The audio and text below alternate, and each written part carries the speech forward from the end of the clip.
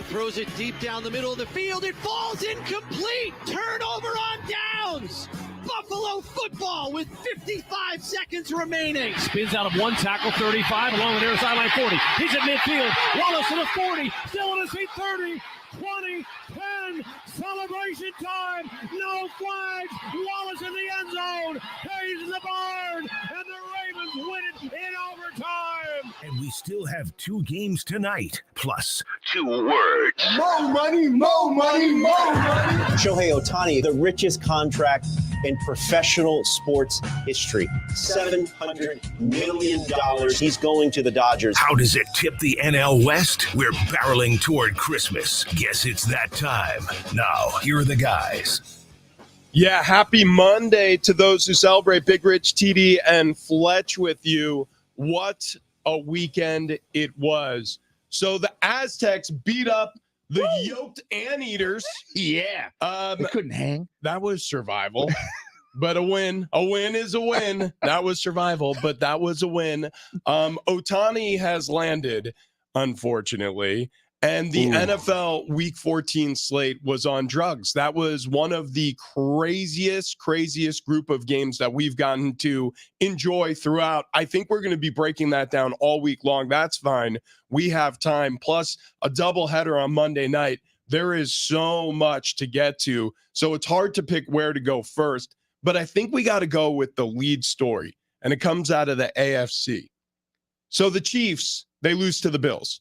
That was desperation for the Bills, an absolute must-win for an even record Buffalo team who went to Arrowhead in search of really their season's hopes, and they were able to accomplish the task, however, not without controversy. So there were 2 different parts of this game, and they happened like within 45 seconds of each other. So you had this unbelievable play. Travis Kelce catches a pass. And then what he did with the ball after he got it in his hands was something of legend. All right, so Fletch, I attached it to the rundown. If you could play the play, and then we'll play the aftermath. But here first is one of the craziest plays you've ever seen, ever heard in the NFL ever.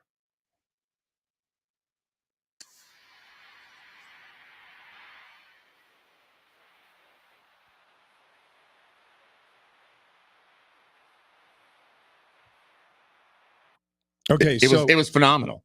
Kelce catches the ball, and he's about to get wrapped up and tackled, and somehow has the awareness to see Kadarius Toney about 30 yards away from him across the field and about 10 yards behind him. He flings the ball sidearm, puts a perfect spiral on Toney, who takes it the rest of the way in for a score. It's like a 40-yard touchdown. However, this is what happens afterward.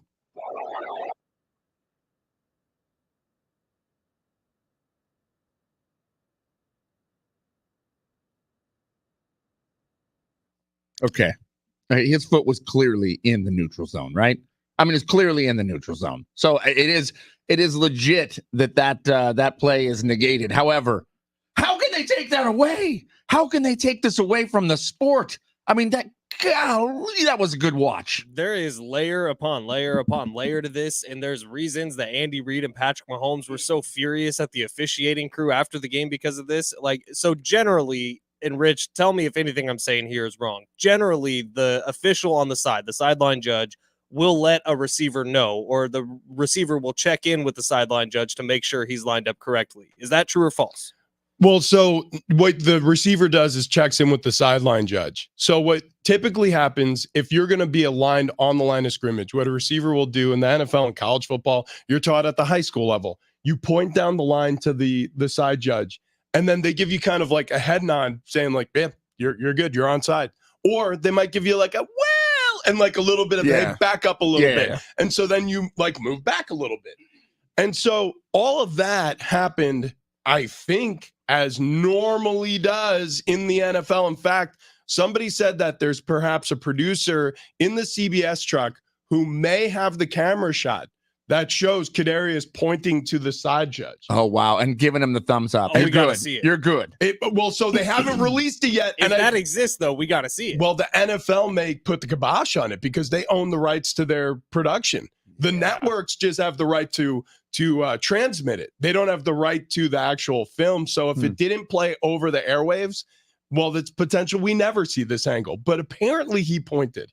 So if that's the case, and he did point, then all of this hatred going at Kadarius Toney this morning and last night needs to go away, because that would be then on the official, which is what Andy Reid was saying post-game, where he said it's an embarrassing look for the NFL. He wasn't just saying it's an embarrassing look for the Chiefs, but that this could happen and this game could be negated in that way.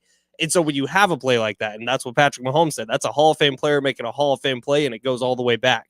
When you have a play like that, finish that game, that not only changes the outcome of the Chiefs season, getting potentially knocked out of the number 1 spot, but also the Bills season potentially getting elevated now into the playoffs, just something so consequential landing on the officiating crew is the most 2023 NFL season thing we've seen all year. Yeah. And then, I mean, we've said it about 10,000 times. You never want to see a game decided on the ref's call. Now, this was not a pass interference call, which is typically what we're referring to. However, Rich, in your personal opinion, does this do anything to where the future of the NFL goes, okay, look, if they're lined up in the neutral zone, but they are not the first person to touch the ball, it's not a foul?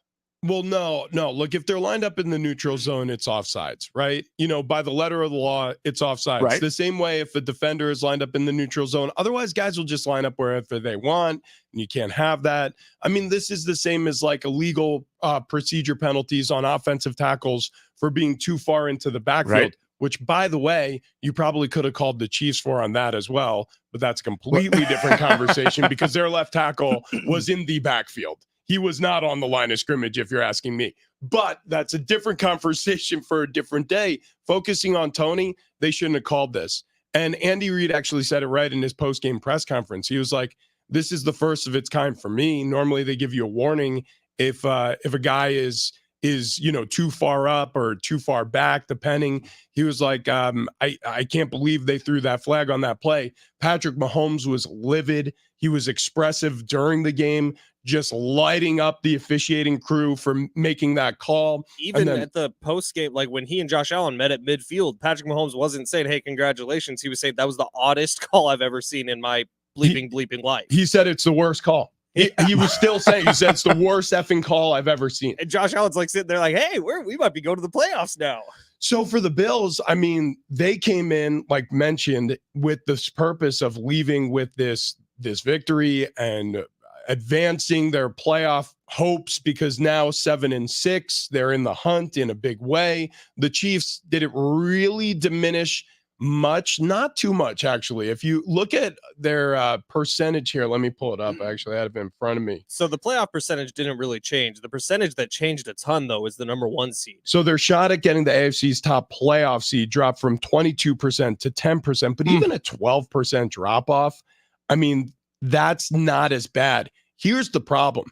Their lead in the AFC West now has dwindled. Yes. So they're 1 game ahead of the Denver Broncos. Who? So their chances of winning the division went from 95% to 92%. Now, well, that doesn't still pretty high. That doesn't sound like much. But the Denver Broncos are nipping at their heels now. They have a 1-game overall record lead on the Denver Broncos right now. Damn it, I was hoping they hadn't played twice already this year. They have, right? Oh, Yeah. Could you imagine a final week Chiefs-Broncos matchup for the division? Flex it. Add the game. So the Chiefs have now lost 4 of their last 6. So even though their playoff hopes are secure, it seems, even though it looks like a bye and a top seed in the AFC still is in play, it just feels all more tenuous. It feels like there's a lot more on the line every time they go out and play. And we're going to focus on the last play of that game, but there were plenty of opportunities for the Chiefs throughout where they had some drops by wide receivers. Yeah. Once again, Yeah. some more penalties that are kind of head scratching for the Chiefs. Like, it is not buttoned up in Kansas City. And maybe that last play is just a little showing, because all we can bitch and moan all we want, but Kadarius Toney was lined up offsides. Yep. The fact of the matter is that is a penalty. And that's kind of where I come out on all of this. I know it doesn't get called. It got called like twice all of last season. It's been called 11 times this year. But still, he was, according to the rule book, that was a penalty. Yeah. And I think that the reason it's so shocking here as we're breaking down the Chiefs game is, one, I mean, the Bills, who we basically counted out, all of a sudden their playoff hopes are back in play. They're still alive. Josh Allen, again, looked like I mean, he could be a Super Bowl winning quarterback, and then the Chiefs all of a sudden look mortal. And for the first time in 5 years this season, we've been looking at the Chiefs questioning whether or not they are a Super Bowl team. I guess now we get to see, does Patrick Mahomes become the Patrick Mahomes of the past several years? Does this team solidify? And all of a sudden, here we go again. They make a statement of, okay, you thought you're going to count us out. You want to try to take our victory away. We're going to bounce back. We're going to be the most badass team on planet Earth and roll forward and win this thing.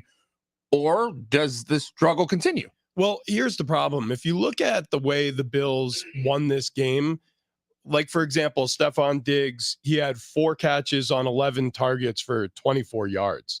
Like, if they're going to win in the playoffs, they need to get that on the right page. So whatever they have to do between Josh Allen and Stephon Diggs and Joe Brady, the new interim offensive coordinator, to make that work again, they need to make it work again, because you will get beat if your one receiver is catching for 24 yards in the postseason. Now, James Cook, he had an unbelievable day. You saw that catch, that 25-yard touchdown catch out of the backfield against the Chiefs blitz. Josh Allen threw a frozen rope on the seam route, and that was a gorgeous play.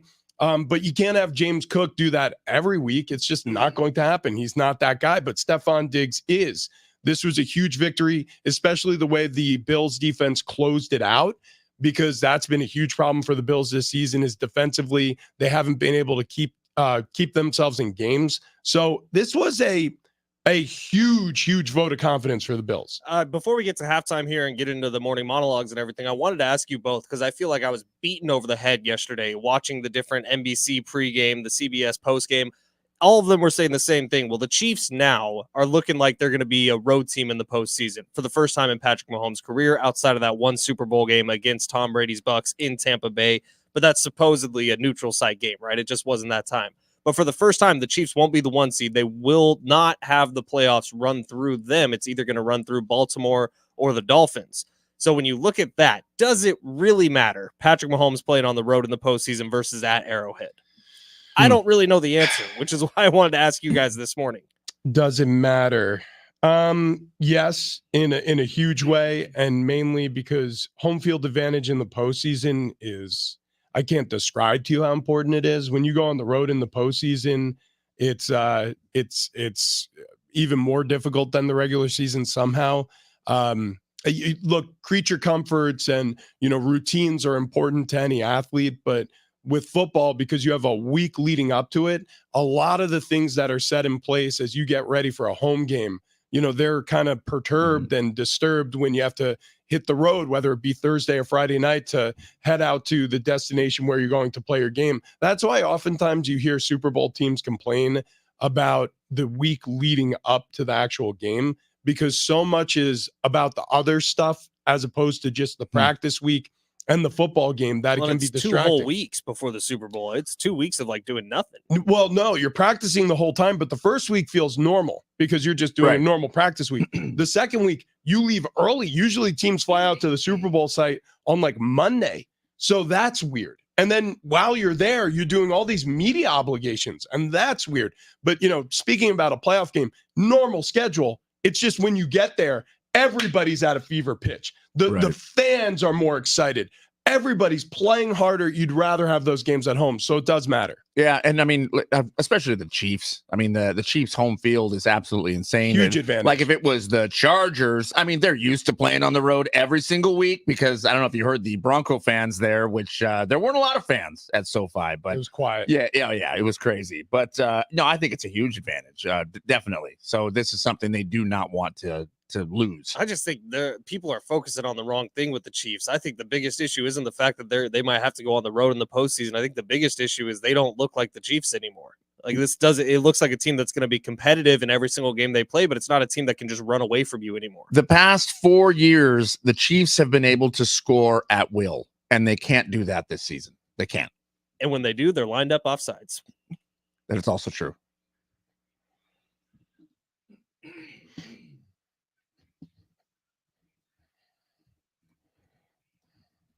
Well, we've been talking NFL the whole morning, so let's switch over to college hoops real quick. The Aztecs, they do get the win over UC Irvine on Saturday night. Final score was 63-62, but the way that game finished was eerily similar to the way that game finished a year ago when the Aztecs faced off with the UC Irvine Anteaters. It came down to the last second. Micah Parrish hit a three-pointer, sent him home. This year, 10 seconds left on the clock. Micah Parrish gets a three-pointer the hard way. It's an and one foul that put the Aztecs in front. UC Irvine cannot convert on the other side. Aztecs walk out of their winners.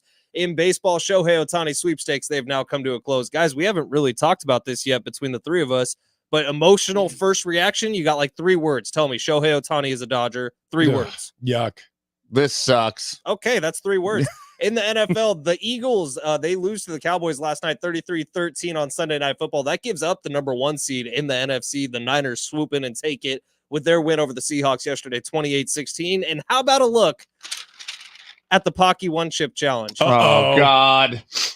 What do we got? Okay, so What do we got? legitimately, this thing can end in a three-way tie. A 3-way. Wait a minute. It legitimately We're gonna could. do- Oh, my, Here's the deal. Here's our my ears problem. perked up. We're going to have to, if this is the case, probably pay like an insane amount of money to get 2 more Pocky chips. We can't just cut it into 3 pieces. But whereas last week it looked like Rich was destined for the chip, it looks Wow. like Travis is destined for the chip. Oh, God. Wow. At the end, now a lot can still change, TD. A lot can It still needs to change. change. I can't eat the damn But chip. 3 teams really hurt you this week. One of them came from within. The Denver Broncos winning that game Yeah. hurt you more than you know. Well, it's my only fault. I mean, it's my own fault. I bet against them. The You Pittsburgh did. How could Steelers you? losing on Thursday night also hurt you. You need the Steelers I to knew that somehow one. get 3 more wins this season, which I don't think that's going to happen. No, they're going to get 2. And then the Seahawks loss also hurt you. To the 49ers, the Seahawks also need to get 3 more wins this season. I thought Drew Lock was going to come out and just destroy the Niners. But I'm ultimately, shocked. a lot can still change. Dude, he scored 10 quick points. Yeah, I know. It was Drew lockdown. It was a little scary. But a lot can still change. But as of this week, at the end of week 14, Travis, you are really rooting for the Packers to lose tonight against the Giants. I'm not confident in that. I'm going to tell you right now. That does not feel good. Not one bit. Yeah. Yeah. Yeah. Wait, so do both of us want the Packers to lose? You both want the Packers to lose. Okay, yeah, because I remember we were talking about this before the show. Ben is the only one who's done the math. So Right. that means we're probably gonna have to double check it.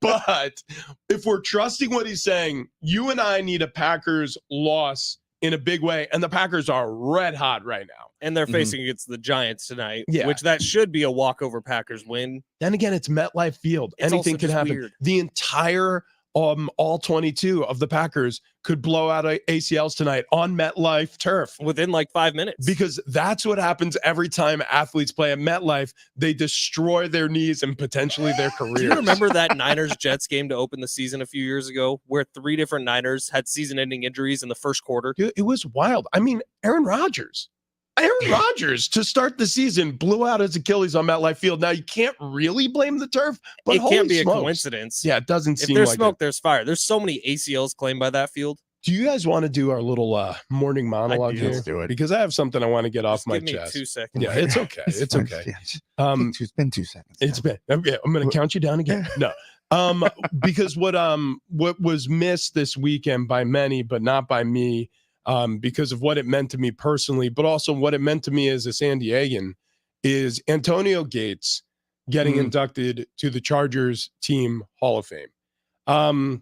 Look, Antonio Gates is one of those players who is San Diego's own.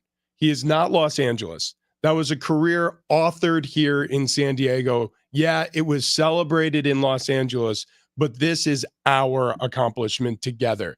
This community rallied around 85 and 17, right? Antonio Gates and Phillip Rivers for all those touchdowns. This community was the one that showed up at the queue all those dates and spent their money and spent their voices cheering on Sundays for that pairing to have success throughout their career playing together. A 16-year career that you can sum up with about 4 words, which I would say is talent, toughness, durability, and impact. If you look at today's modern NFL, there's arguably few players who've had more of an impact on today's game. Look around. George Kittle, Travis Kelce, a new rookie, Sam Laporta, doing special things at the tight end position. Gronkowski after Gates. You've seen some of the greatest players at that position have success because number 85 shepherded in a new era of how that position can be used as a weapon against defenses, and that's exactly what he was. Gatesy was a weapon, and not only was he a great football player, he was a great man. It's amazing to see him celebrated. I wish it was here in San Diego, but if he didn't feel the warmth that he would have received if they were still playing here in San Diego, allow me to extend this. Everybody in this city who Antonio Gates played in front of, or everybody who watched him from San Diego while he was a San Diego Charger, cheered you on, buddy. Congratulations, well earned. Yeah, absolutely. And I don't think for a second that San Diego was not radiating the love up there to Los Angeles because absolutely fantastic individual. Get him in the Hall of Fame. Got the warm and fuzzies when Phil surprised him up in the box. Yeah. Came and gave him a hug. That was Antonio cool. looked like he was a little drunk off the scissor already. Right? Phil coming up and be like, doggone it, man, you did it. Doggone it. He was drinking scissor? No, he was just drinking brown liquor. But yeah, no, I'm kidding. I don't think he was there drinking cough syrup. Do you think he was drinking? Yeah, he was drinking. You know it? It was pretty obvious. Well, it could have been like iced tea, no ice. I didn't think he looked or sounded drunk at any point. I don't think he sounded drunk. When Phil came and gave him a hug, he had the drink in his hand and he was like, Phil! Maybe it was iced tea. Yeah, it could have been iced tea. My monologue is going to turn towards the NFL MVP race here because in my eyes, I have a new leader because I've been looking at this race all wrong. I mean, well, half wrong, I guess, because I've been looking at stats. And that's where I've been breaking down who's going to be the one who wins this thing due to stats. Now, what I left out of the equation here was the subtraction component, which means if I removed that MVP candidate from the team, could the team still win? So if I remove the pieces around the MVP candidate, could the team still win? So Tyreek Hill, if Tyreek missed a game, could the Dolphins still win? No. You don't think so at all? No, I don't think so. Man, I do. I still think they could. I still think they have weapons on the other side of the team. If Tua missed the game, could they still win? They still got the weapons there. And then, the 49ers. Okay, Brock Purdy. If Brock Purdy missed a game, could they still win? Probably. Fletch says no way. However, take this up. Deebo Samuel, when he left the game, when he wasn't there for a few games, they couldn't win. Brock Purdy's still at the helm. So Brock Purdy's numbers, yeah, absolutely incredible. But Brock Purdy, how is he the MVP if you remove a piece and he still can't win? In my eyes, the MVP leader right now is Lamar Jackson. Interesting. Lamar Jackson is putting up stats, and he is willing the team to win. He's taking them there every single game. Lamar Jackson is the new MVP leader. So, I agree with the way you're thinking about this. The player with the most impact and value to their franchise, I think, should be discussed as such. I think Tyreek Hill probably is the most consequential player to any football team, and maybe a close second and arguably first place, Lamar Jackson. That Baltimore Ravens team can't win without him. Right. So I agree with you. I love the way you're looking at this. It's the reason why CJ Stroud was my MVP for so long with the Texans, because how the hell the Texans have done it, it's all CJ Stroud. But we've seen it before with the Niners. Sometimes when the backups come in with Kyle Shanahan offenses, the wheels stay on. So the quarterback isn't the most consequential position in the 49ers in San offense, Francisco. in terms of value. There's so much wrong with that take. But I'll go ahead and do my monologue. I'll tell you right now, Jimmy Garoppolo looked just fine with that Niners offense. Not as good as Brock has looked. Not even close. Okay, I'm gonna Jimmy Garoppolo went to a Super Bowl. I'm gonna leave that there. I'm just saying, Jimmy Garoppolo played in the Super Bowl. Now it is fair to judge the NBA in-season tournament. It's over. It's done with. The Lakers win it. Congratulations, Los Angeles Lakers and Los Angeles Dodgers. You're really good at winning things that nobody else really seems to care about, a la COVID championships, a la in-season tournament. But regardless, I know what the NBA in-season tournament is missing, and it's not clarity on the rules. It's not a better schedule. It's nothing like that. No, they're missing dogs. They're missing Kobe Bryant, Michael Jordan. If one of those guys was in today's NBA, it would feel very differently because they had this insane way of motivating everybody else on the team to feel a little bit more important in terms of big games, and they made every game a big game. Kobe Bryant is notorious for this.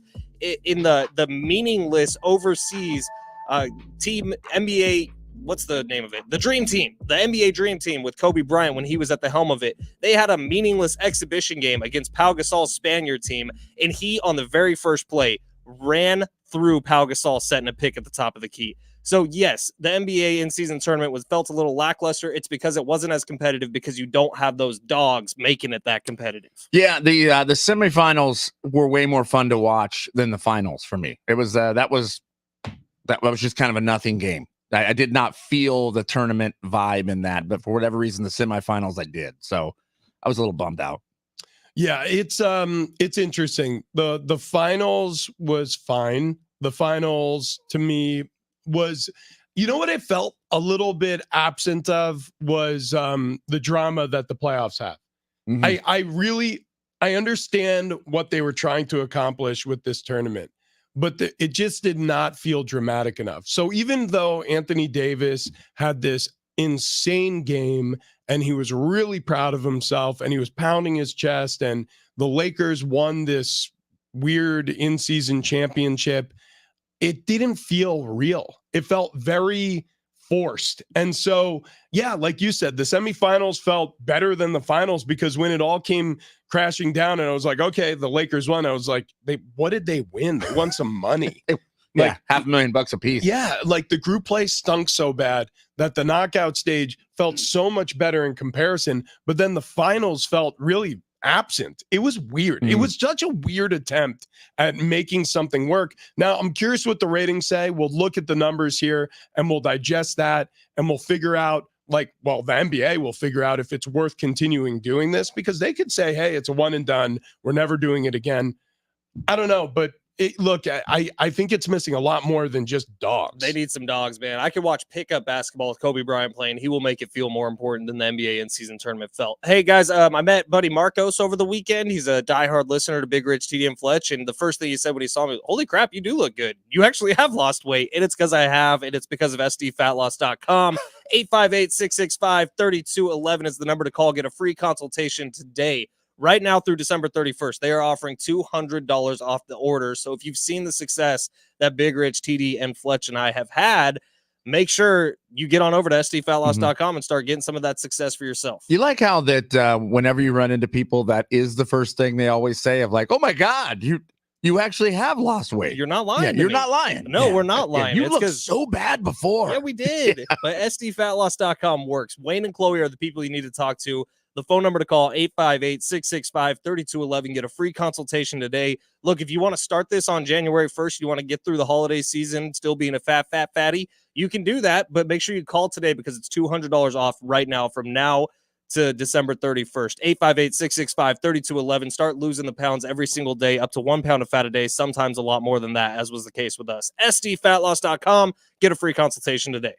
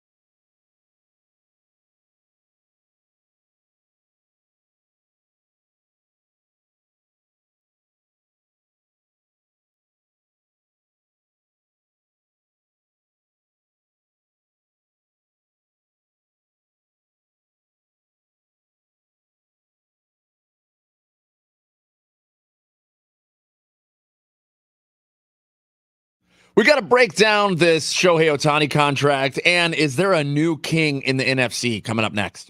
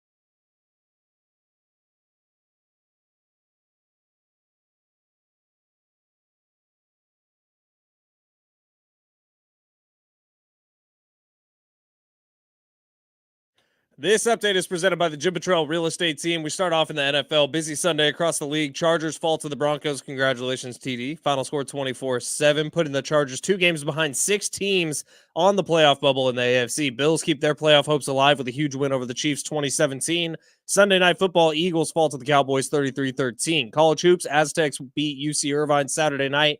Final score 63-62. Micah Parrish with the game winner.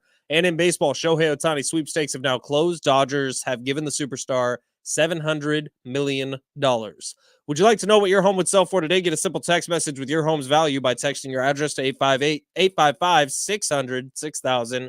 You'll get no phone call, just a text. Jim Petrell has the buyer. Simply text your address to 855-600-6000.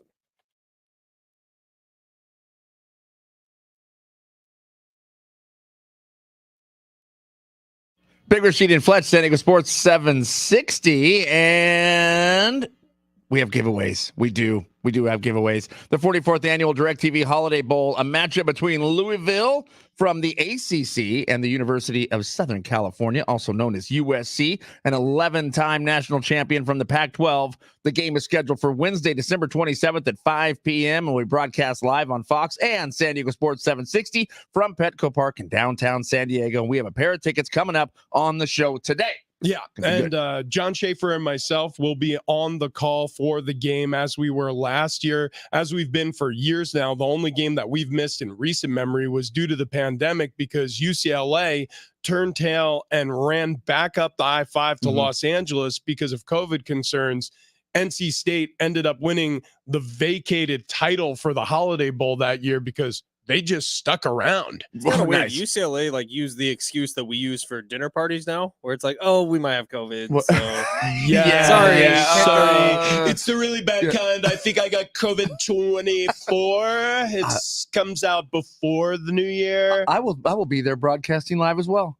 Yeah. On 101.5 KGB. Yes, you will for Sky Show. Sky Show. So now I have to deal with Rich cheating on me every single weekend. Now I have to deal with TD cheating on me too. Yep. Well, actually, we have to deal with him. We never talk about this, but we have to deal with him cheating on us every single day. That is true. He leaves this station, Fletch, and he goes over to 101.5 KGB and he does afternoon drive.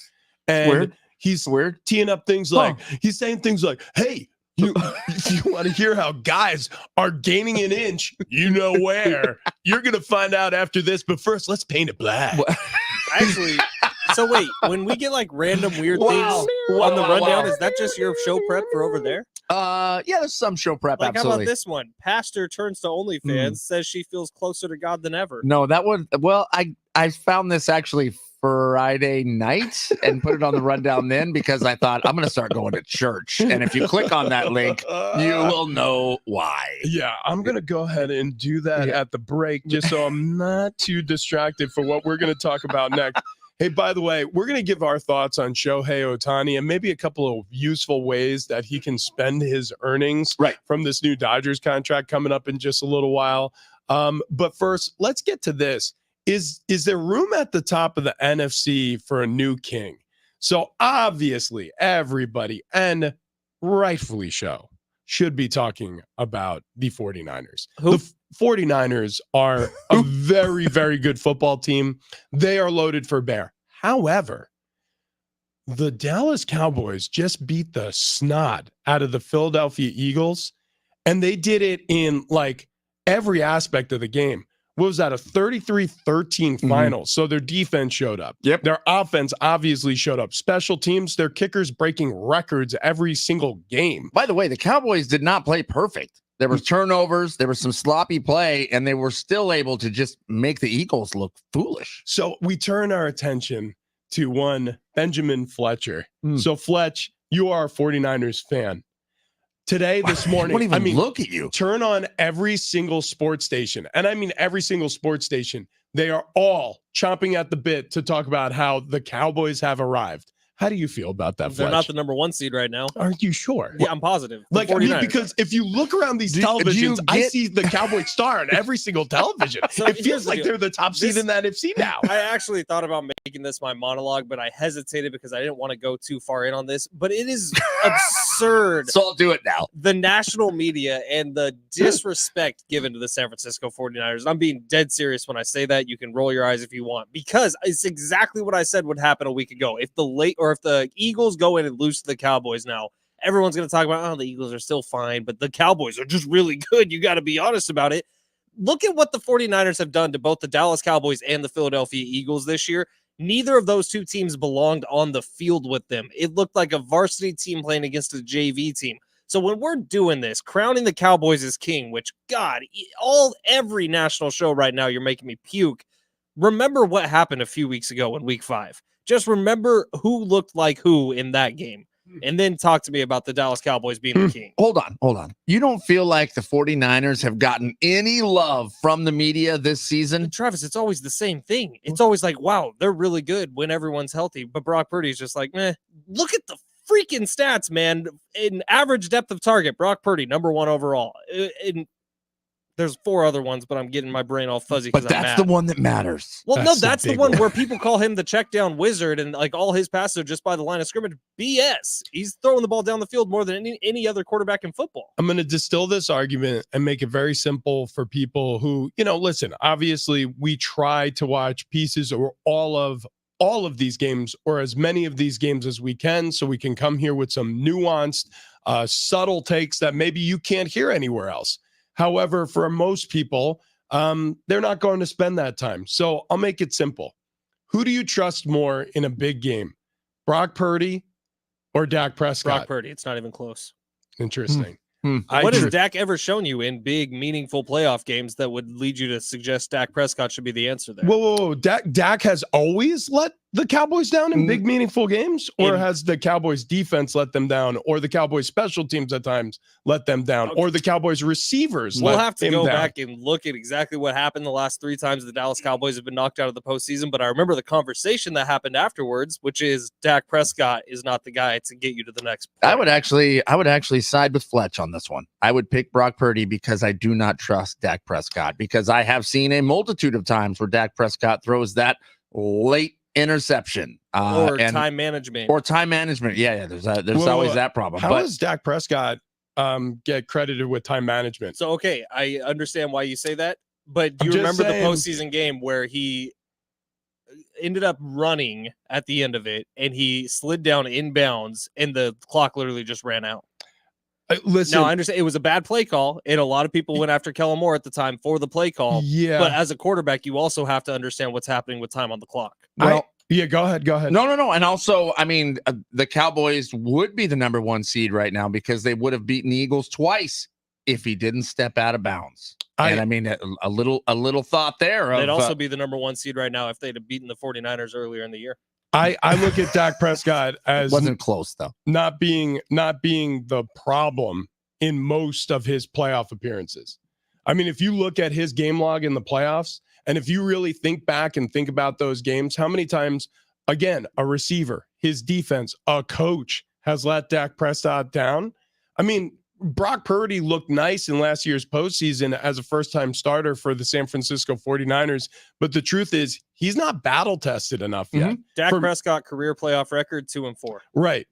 But again, if you look at Dak Prescott and you don't put all other 22 players directly on Dak Prescott and say, like, he's the reason, because it takes a lot of people to make a loss. It takes a lot of people to make a win. We give quarterbacks way too much credit and way too much blame. Brock Purdy and Dak Prescott have the same amount of playoff wins in their career. Mm-hmm.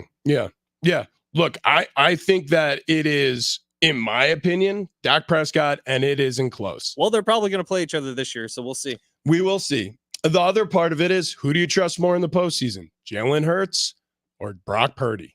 Ooh, that's where it gets a little trickier. Jalen Hurts. Jalen Hurts. Look, Jalen Hurts is the call there. For me, it's a clean sweep. And I know you guys want to debate, but Dak Prescott, I think, bears way too much blame for the Dallas Cowboys' problems in the postseason. I think this happens with quarterbacks. I think Josh Allen has been, we've created this narrative, not we, but the national media has created this narrative around Josh Allen, for example, this season, like he's the problem in Buffalo. He's the reason why the Buffalo Bills have a heartbeat this season. Yeah. Same thing with Dak Prescott and Dallas Cowboys.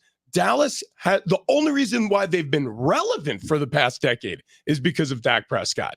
So I don't know if Brock Purdy has enough trust built up in the bank for me to say there's no question Brock Purdy in the postseason. I don't know yet. Yeah, no, he does not have enough trust built up in the bank. I do not think so. However, from what Brock Purdy has laid out so far as on his resume, there have not been the blown games that I have seen with the Dallas Cowboys and Dak Prescott. They have the same amount of playoff wins between, like, Dak Prescott. How long has he been in the league? You said he's anchored them for the last decade. He has 2 playoff wins. Brock Purdy's been here for like season and a half, and he has 2 playoff wins. Well, to Rich's point, though, that's not all on Dak. That's the whole point. They didn't make the playoffs. So what you're doing is you're giving Brock all the credit for the San Francisco 49ers playoff victories, and he's got 2. He's only played in 3 games, and one of them he was injured in. But you're not giving Dak any credit for getting them to 1, 2, 3, 4, 5, 6, 7 playoff games over the course of his career. I mean, it's ridiculous. So you like to cherry pick stats for Brock that you won't use for Dak and vice versa. Look, I understand you're a 49ers fan, and I understand that you named your dog Brock, but just because little Brocky has learned to pee on the pee pads doesn't mean that Purdy has. He still has an opportunity to pee down his leg. We just haven't seen enough of Brock Purdy in the postseason for me to say with confidence, like, oh, he's going to handle the spotlight. I can't wait. Yeah. I can't wait to see Niners Cowboys in the postseason. Like, I just don't understand what more you need to see. I really don't. He's leading the league in QBR now. He's leading the league in passes down the field now. He's second in the league in yards. There's just a lot happening. And what about Dak? He's at the top of the MVP race too. But right. This is the first time all year that the Cowboys have beat a team with a better or a winning record. You're splitting hairs. I'm not. Yeah. I'm saying Brock Purdy can be a great quarterback. He just doesn't have a lot of playoff experience. That's all I'm saying. Also, in the limited experience he has just as many wins as Dak. Like, I'm not seeing where the math doesn't work here. So Dak Prescott has gotten the Cowboys to 6 playoff games. Well, that's in 10 years where the Cowboys, if you look at the roster, year after year consistently have proven to be a team that should get deeper into postseasons. I think Dak has not realized it's all Dak's fault. I don't think it's all Dak's fault, but you can't just ignore the playoff record with him. So I'll blame the loss in the NFC Championship game on the 49ers. It's all Brock's fault. If he wouldn't have gotten hurt, it's a different game. Oh, gosh, shouldn't have gotten hurt. Do you feel like the 49ers have more weapons on offense than the Dallas Cowboys? I do. So if you put Dak Prescott on the 49ers, are the 49ers a better team with Dak at the helm? I'd say they're probably about the same. Wow. And I honestly I do believe that. wouldn't say that. I wouldn't say that. Wait, so you're saying they'd be worse? No, I'd say they'd be better with Dak Prescott. Yeah, I just think Dak Prescott chokes. Well, so I think it's a little bit of a misnomer that Dak Prescott chokes in big moments, but we could get back to that argument a different time. I want to speak about the NBA for a second. And the big reason why is because you had this in-season championship going on. You have LeBron James and the Lakers. They won. And now we are headlong toward the holiday season. So our friends over at Underdog Fantasy are running 12 days of social promos. This starts on December 14th. And if you haven't heard of Underdog yet, they're the easiest place to play fantasy basketball every night of the season. They got the Pick'em game. I played this through the in-season tournament. It's a ton of fun. Pick between 2 and 5 players. Select whether they'll go higher or lower on any one of their stats, and you can win big. It's legal in California. A ton of fun to play along as you watch the Warriors, the Lakers, the Clippers, whoever your team is.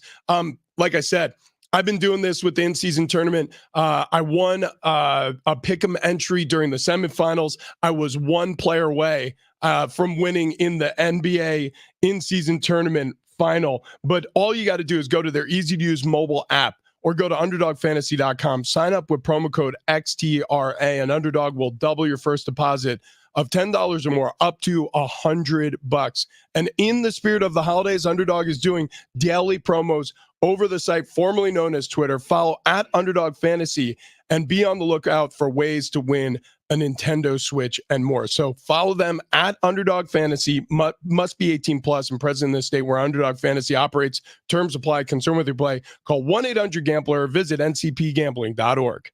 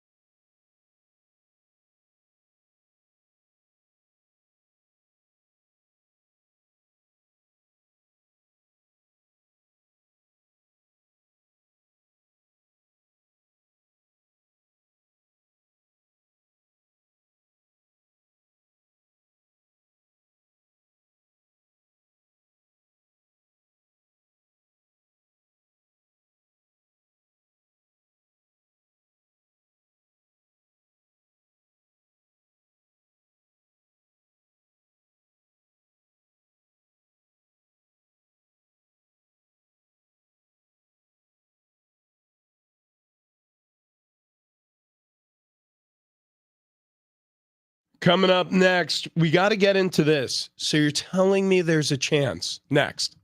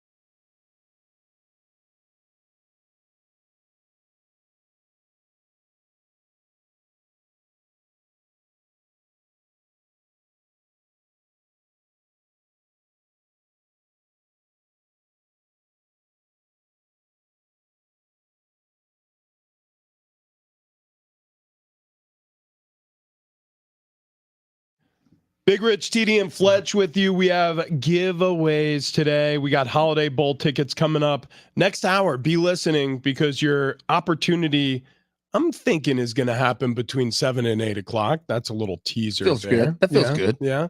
Little teaser there. Again, if you want to see Louisville and USC, that's going to be December 27th, 5 p.m. kick right here in San Diego at Petco Park, followed by KGB Sky Show. So if you want tickets to all that fun, just be listening to our show. Okay, so Aaron Rodgers update.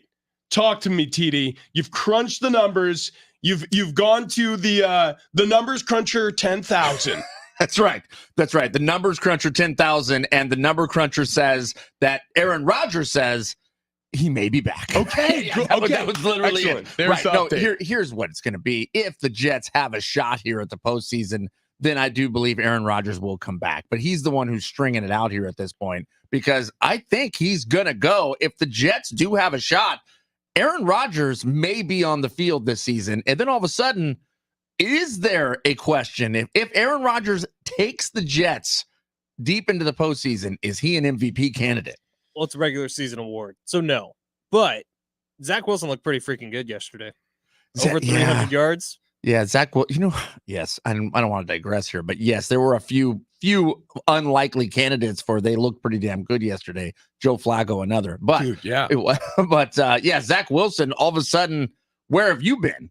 Zach Wilson looked like the type of player who they drafted second overall a couple of years ago. Like, I mean, what it essentially took, because sources provided us information that the Jets have basically told him, we're going to trade you at the end of the season. So what it suggests to me is the only way to encourage Zach Wilson to play good football was by telling him, all right, we'll let you leave, man. Like, how much of it do you think like the leak inspired him? The leak that he was reluctant to take back the starting job. Like, is there any chance that he was like, I don't know who said that, but it's not true. Watch me go out and ball. Oh, yeah. Oh, 100%. He was encouraged by that. So it may actually, whoever did it on, because I really do feel like that came from the Jets, whoever said it, it felt very much so like Jets front office protecting themselves. So whoever sourced that report, their ends may be met here, because if he plays good enough that you can trade him away for a third rounder, say more than what you got for Trey Lance, who was injured goods, getting shipped off to Dallas for a fourth rounder. I mean, you just forgotten about, immediately forgotten about. Exactly. It's possible that they can gain something there. If Aaron Rodgers is going to come back on his projected return date, which would be Christmas Eve, the Jets have one more game without him. Well, just around the time when you're putting your stockings up by the fire, Aaron Rodgers may be back. Speaking of stockings, what do you put in stockings' feet? And I want to talk to you about the Good Feet store. Good Feet, they have arch supports with numerous benefits, from pain relief to better balance, better performance, injury prevention, recovery, and so much more. Arch supports that can alleviate back pain, knee pain, hip pain, ankle pain, foot pain. Your feet are the foundation for the rest of your body. And they have these personalized free fittings and test walks that let you try these arch supports before you actually buy them. They're precision fit for your personal needs, your profession, your footwear, even your lifestyle. So go to the Good Feet store nearest you, or go to goodfeet.com to book your appointment or find your nearest location. Again, that's goodfeet.com.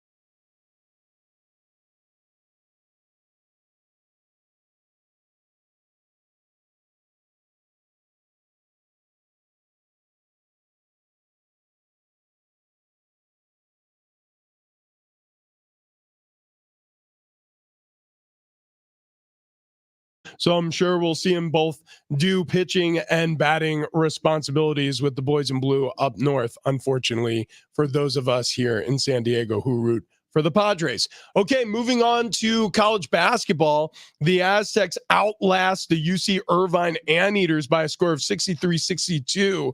That was a nail biter. Jay Powell, leading scorer, 15 points. Unbelievable job by the Aztecs to get that victory. And that's a good UC Irvine team. And doing it without Jaden Ledee. I mean, you're down the best, one of, if not the best player in college basketball to this point in the season. To get that win without him is huge. Huge. All right, we go to the NFL. Buccaneers over the Falcons, 29-25. They now have the lead in the NFC South. Bears hosting the Lions, beat them 28-13 victory there. Bengals without Burrow, Browning second straight win as a starting quarterback, 34-14. Jake They the Snake. pounded. Jake the Snake. They Jake the pounded Snake. Gardner Jake the Snake. Minshew's Gardner Minshew's Colts. We call him Big Snake Jake around here, Oh, not yeah. Jake the Snake. Yeah. Jake the Snake Um, was a WWF, maybe E, I don't know, superstar. I guess we'll finish it up because we haven't really touched on all the games here. So the Browns beat the Jaguars 31-27. Joe Flacco looking like not looking 40 and not looking like he spent the majority of the season on the couch. Did you No. see his post-game comments where he was like, I felt like I was 10 years old again, just having fun playing football. Dude, he looks like it. Now, there were moments where I was like, oh my God, Joe Flacco can still really ball. And then there was some head-scratching turnovers from Flacco. Like, you got a little bit of both, but ultimately the Browns win. And you're kind of thinking, well, this Browns defense is a Super Bowl caliber defense. If Joe Flacco can hold on to the wheel here, maybe the Browns make some noise in the AFC. Saints over the Panthers, 28-6 pounding there. The Panthers remain the Panthers. Moving on, the Jets beat the Texans 30-6. Zach Wilson, unbelievable game. 301 yards through the air, 2 touchdowns, throwing. I mean, where It was like we were living in the upside down this week in the NFL. they promised him to trade him at the end of the season, and he's like, yes, please. I'm gonna play like I want to be traded. Yeah. No kidding. 37-31 overtime victory. Ravens over the Rams, walk-off fashion. Ty Wallace catches the punt return after both teams go 3 and out and ends up winning the game for the Ravens. That was an unbelievable finish. It was an unbelievable game. And it was in the same slate as the worst game played this season. Vikings beat the Raiders 3-0.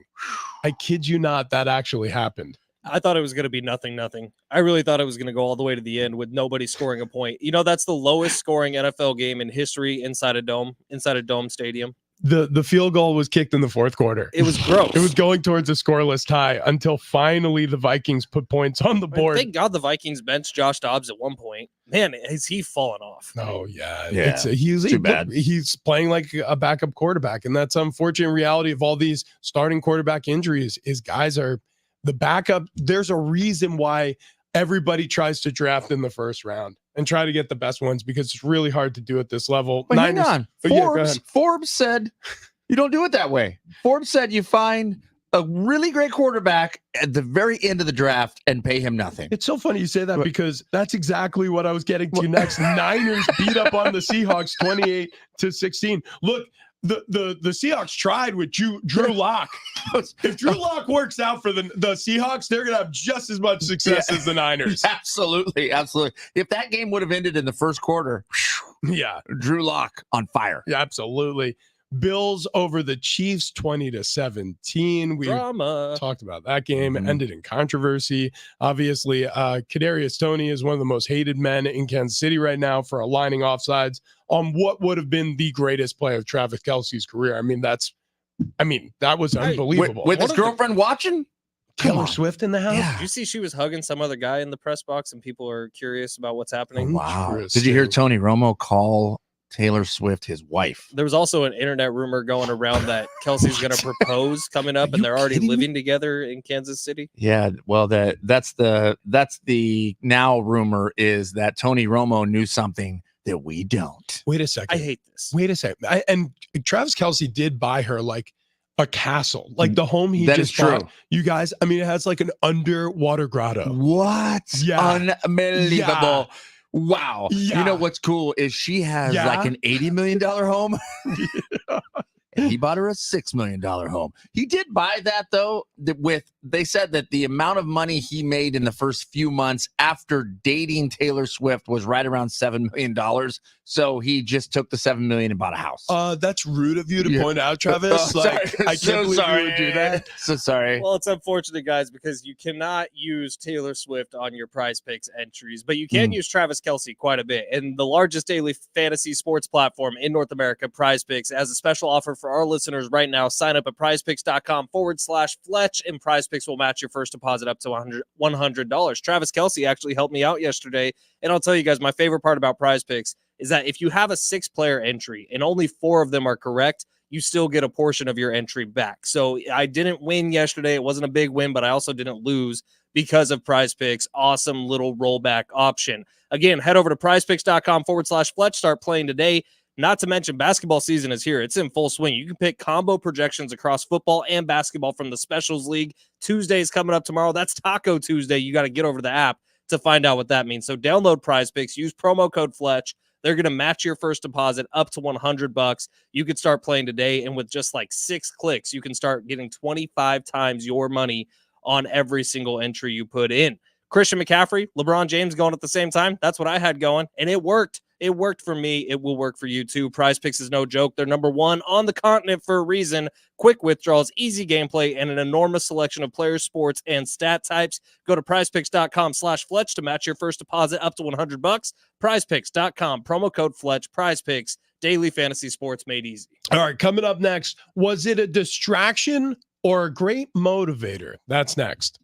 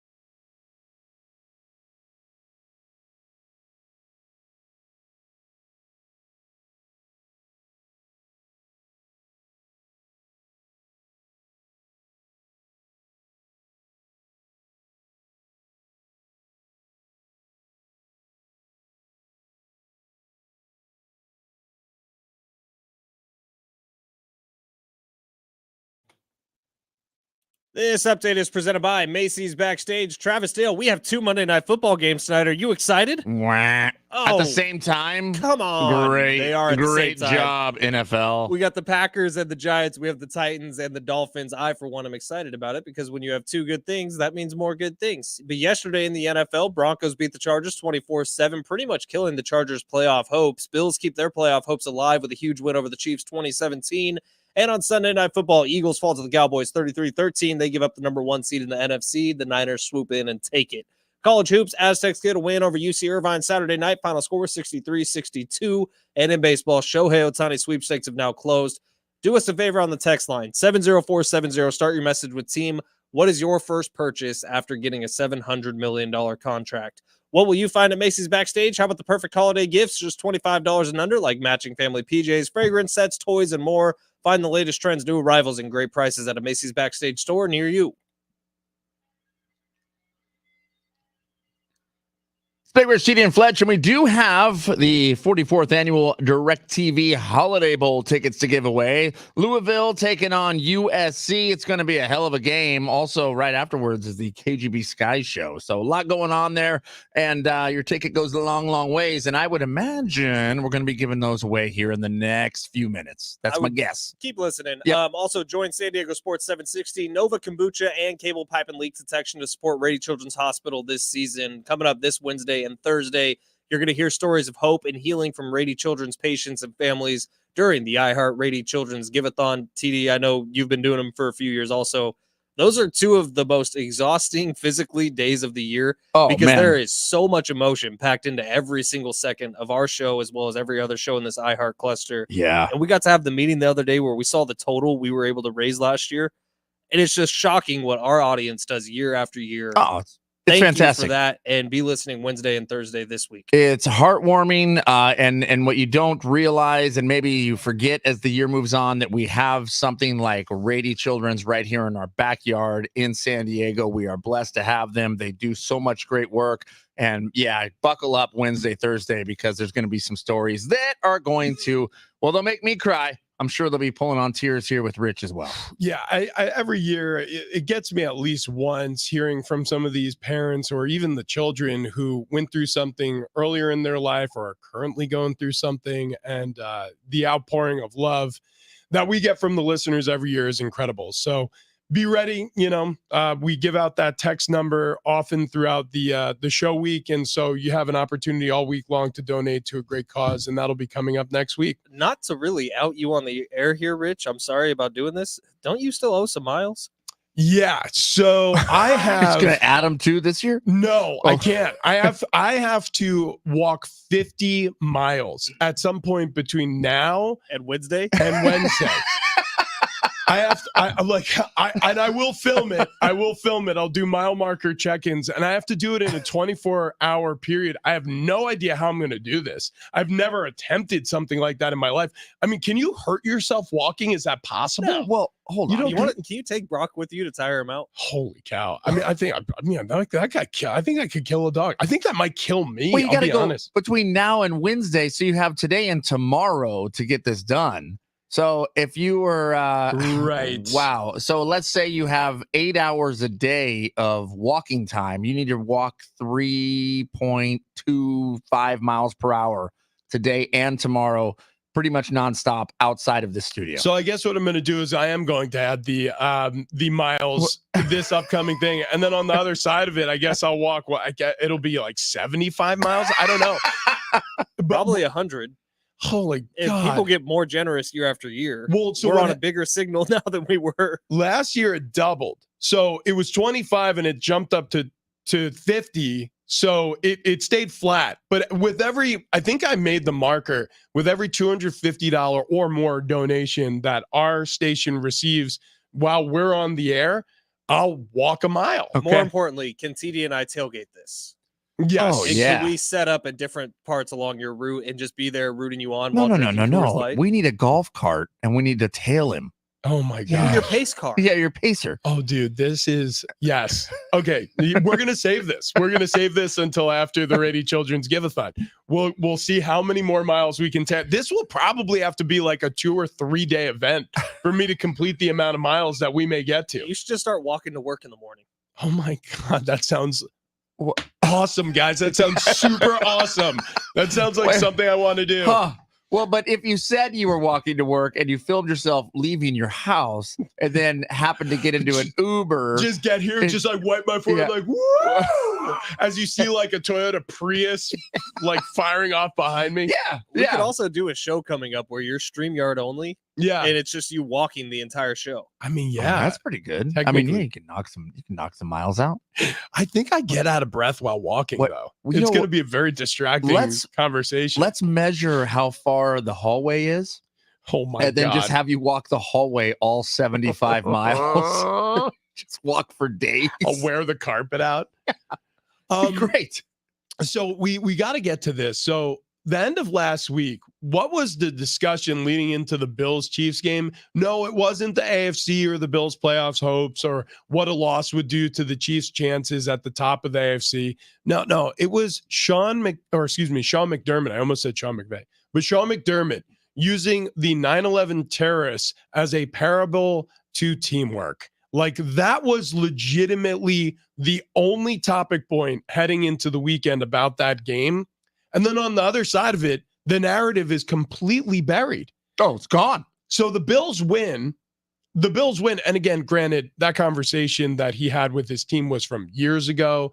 And the investigative reporting was done, for, I guess, years leading up to the release of that story. And it was timely because the Bills were going into a little bit of a trough of their season. It's before arguably the biggest game of their season. So all of that was very timely. We understand how the media works. However, on the other side of this game, because of the Travis Kelce, Kadarius Toney controversy and the outpouring of Andy Reid and Patrick Mahomes and the emotional moments we saw on the field, nobody's talking about Sean McDermott anymore. Is it different if the Bills lose? Absolutely. Well, I don't know. Only if the Bills lose and there is no controversial call, which makes the tinfoil hat wearers all of a sudden have to make some new ones because did the refs do this on purpose? Did the NFL want this to go away? Huh? It's look, I don't go that far, but I will say this. It's just interesting. It's interesting how fast narratives can switch. Like all of a sudden, we're no longer talking about like, wow, the Bills are in complete free fall, like we would have certainly if they dropped to 6 and 7 after the release of that article. I mean, especially look at the day that Stephon Diggs had. Imagine if Kadarius Toney is onside and the Chiefs win this game, right? Yeah, we're talking about that play because it's an unbelievable play. But then the footnote to the game is, and yeah, after the release of that Sean McDermott team meeting and that article, and did you see what Stephon Diggs and Josh Allen did? And do you see this? Do you see that? Like, man, the Bills, I mean, they're really spiraling right now. Right. That's the whole conversation today. All it takes is 1 week, man. One game. Well, especially and by the way, the conversation will probably come back if the Bills miss the playoffs. But right now, the Bills' playoff hopes are alive. And in that game, that specific game, the Bills were pretty easy to root for because so many people are sick of the Chiefs just waltzing their way into the number 1 seed. Well, that game was consequential because now the Chiefs most likely won't get the number 1 seed. And now the Bills most likely could make their way into the playoffs, which I would argue, without a doubt, the playoffs are better if the Bills are in them. Wait, Fletch, you think that the Sean McDermott 9/11 talk comes back if the Bills don't make the playoffs? I do. I don't. Because I they're think going to be it is- looking for reasons to say goodbye to Sean McDermott. Yeah, maybe on that sense, but I think for the most part, this is buried. It's done. Couple of texts before we get out, and we got the Shohei Ohtani conversation coming up next, and it's going to be a fun one. This from the 808 gets us started there. 700 mil. I'm moving from this island and buying my own, getting away from people, but still listening to my boys Mo, Curly, and Shemp. Am I Shemp?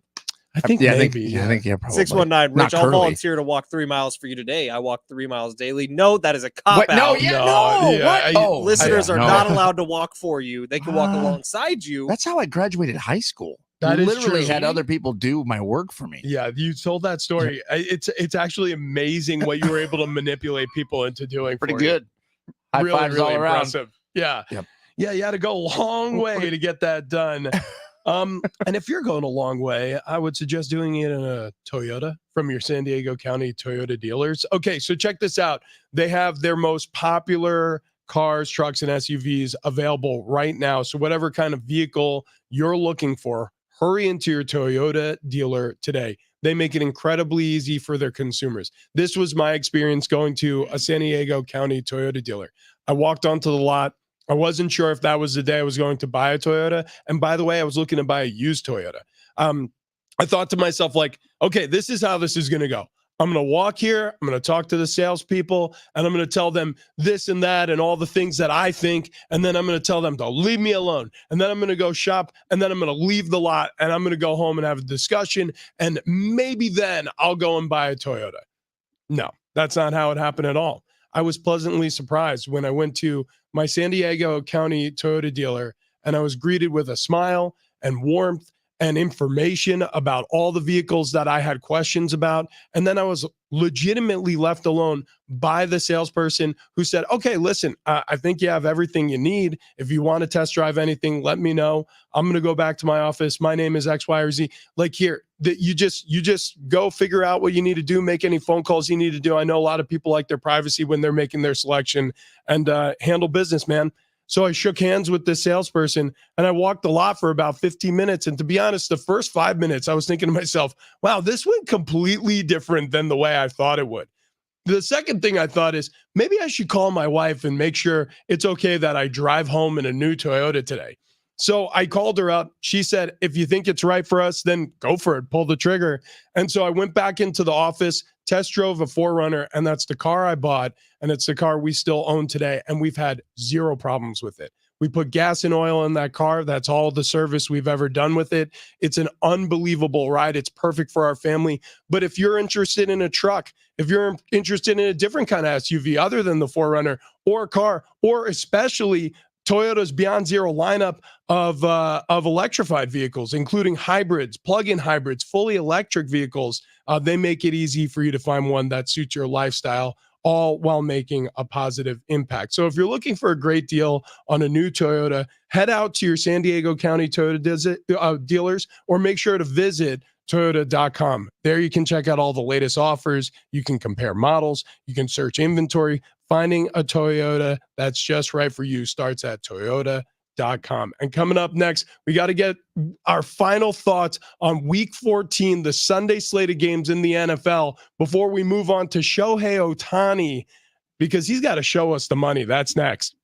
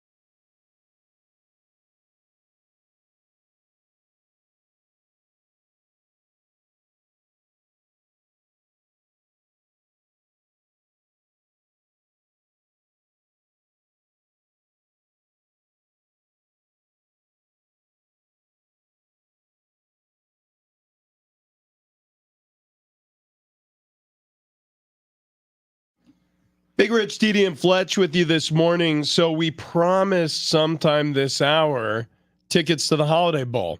So my suggestion to everybody is keep listening for tickets to the Holiday Bowl. You understand what I'm laying down here? It's pretty simple. If you want to win tickets to the 44th annual DirecTV Holiday Bowl matchup between Louisville and USC, the game scheduled for Wednesday, December 27th, 5 p.m. kick. That game at Petco Park downtown. That game, the one that's going to be quickly followed by KGB Sky Show. That game. Woo! Just keep listening to this segment. How about that? Right. Yeah. Right. No big deal. Right. Okay. So the NFL, biggest headlines coming out of the weekend. Again, quarterback injuries. CJ Stroud goes down with a concussion. Texans playoff hopes diminishing greatly with all the receivers and tight end injuries that they've already suffered. Now it's Stroud, questionable for the next game. Yep. You have Justin Herbert goes down for the Chargers. Brandon Staley said it's a fractured index finger on his throwing hand now. Yeah. So both hands are now going to be in mittens. Yes, So it's just oven mitts. Yeah. So maybe just take some time off. That's all I'm saying. It's not worth it at this point. Quick question for you guys. Well, Quarterback injuries. okay. So, Fletch, I mean, I know you are dialed into the Niners, but obviously you have a much wider aperture and you watch a ton of these football games. We've been talking about this all season long. We've seen so many backup quarterbacks play, but we haven't talked about why are all these quarterbacks getting injured. Do you have any prevailing thoughts on why we're seeing this huge uptick in starters going down? I do think there's a couple of reasons. So this is a new crop of NFL quarterbacks. Like, it's out with the Big Bens, the Tom Brady's, the Brett Favre's, the Aaron Rodgers on his way out, Matt Ryan. So when you look at who we have now, this is all brand new. Well, those quarterbacks had a lot of time to learn how to protect themselves. And they were playing in a much tougher NFL than the NFL we have today. The second reason I can think of is when you try to do too many things to keep something from happening, well, sometimes that thing just happens anyways. And the NFL has been trying to throw all these different rules to keep quarterbacks safe, to keep the pocket clean. Well, eventually, it's just going to happen where, well, now guys are getting outside of the pocket and they're more available to getting hits taken on the outside. And these rules just don't have a full comprehension for the defense. So while they're hesitating sometimes, it could lead to a more violent hit. Yeah, I think you are correct. I think that there's also a little more to that with a new crop of quarterbacks coming in, playing with these new rules that may be a little bit watered down. Is there's a false sense of protection.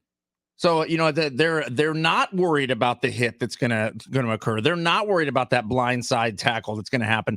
And then all of a sudden you leave yourself a little more vulnerable and here we go. We got more injuries. TD, I think I agree with that to a certain extent, but I actually think it's because the quarterback in today's game is too good of an athlete. Here's why. So check this out.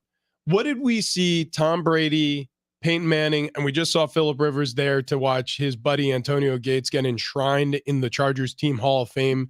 What did Phillip Rivers do constantly during his career? Maneuver the pocket extremely well. Well, yeah, but also just take sacks. Yeah. Like they would just like grab the ball and they cover it with two hands and they would just hit the turf. In slow motion. In slow motion, Right. Like they would, like it was almost like a gentle sack sometimes, like where they were going down. They're like, no, this Von stinks. Miller has me again. Ooh, ouchies, goodness gracious. And then they would fall to their side and they protect themselves on the way down. To that point, Brady and Manning would literally lie down. Exactly. Yeah. Sometimes they would like take a knee in the pocket. They'd be like, I have nowhere to go with the football. The rush is going to get me. So I'm just going to go ahead and drop to my butt. And because the the sack is better than making the mistake. The sack is better than, you know, throwing the interception. The sack is better than trying to make something out of nothing. All of a sudden, it's a penalty on it with intentional grounding, whatever it may be. Take the sack. Well, so that's what we're not seeing anymore. We're not seeing quarterbacks just taking sacks. Like, think about how many times you see a quarterback who's about to be tackled and he's in the embrace of an edge rusher or a blitzer. Yeah, they're panicked. They're looking around the field. They're trying to find somebody. And then even if it's just to sail the football over their head so that they don't get credited for the sack, so that it's just an incompletion and they don't lose the sack yardage, they go down, they can't protect themselves. So that's exactly what happened to CJ Stroud. Slammed his head off the back of the turf. That's what happened to Justin Herbert. It keeps happening that way because these quarterbacks, they're not protecting themselves. They're trying to avoid the sack by doing something like, hey, I'm going to try to make this look cool. Yeah. Also an injury we haven't discussed, not a quarterback, Justin Jefferson. Oh my gosh. Again, good Lord. Welcome back. Goodbye. Yeah. So he comes back from a hamstring injury that kept him out for 7 weeks plus the bye week. And then he comes back, and within 2 plays, he gets his ribs lit up by a Raiders defender, and he leaves to go to the hospital for a chest injury. Now, this is so secondary to everything that happened, and we definitely hope Justin Jefferson's doing well. But Justin Jefferson, let's remember, was the first pick in the majority of fantasy football drafts this year. Yep. So teams that had that first spot and took Justin Jefferson thinking you were about to get him back for the playoffs, I'm sorry, everybody. You got screwed. I talked to somebody who traded because they were loaded up at running back. They traded Kamara for Justin Jefferson because they knew eventually he'd come off of the injury, the IR. Well, he came off in perfect timing. It's like, okay, this week, then playoffs. Mm-hmm. Yeah. Well, anyways, that person, their fantasy football season is in the tank. Is it you? No, it wasn't me. I swear it wasn't me. This story was just told to me by somebody. All right. So we got a lot to get to in the next hour. We've got Ohtani, the breaking news of his signing with the Dodgers. That's coming up. We'll get back to the Chargers inducting Antonio Gates into their Hall of Fame. But first, we got to do this. 844-570-1360. Your opportunity, first opportunity this week. Call in right now, 844-570-1360. Holiday Bowl tickets. Caller number 5 is going to win a pair of tickets to the 44th annual DirecTV Holiday Bowl. Okay, coming up next, we'll get to all that fun stuff on the other side. Big Rich, TD, and Fletch on a Monday.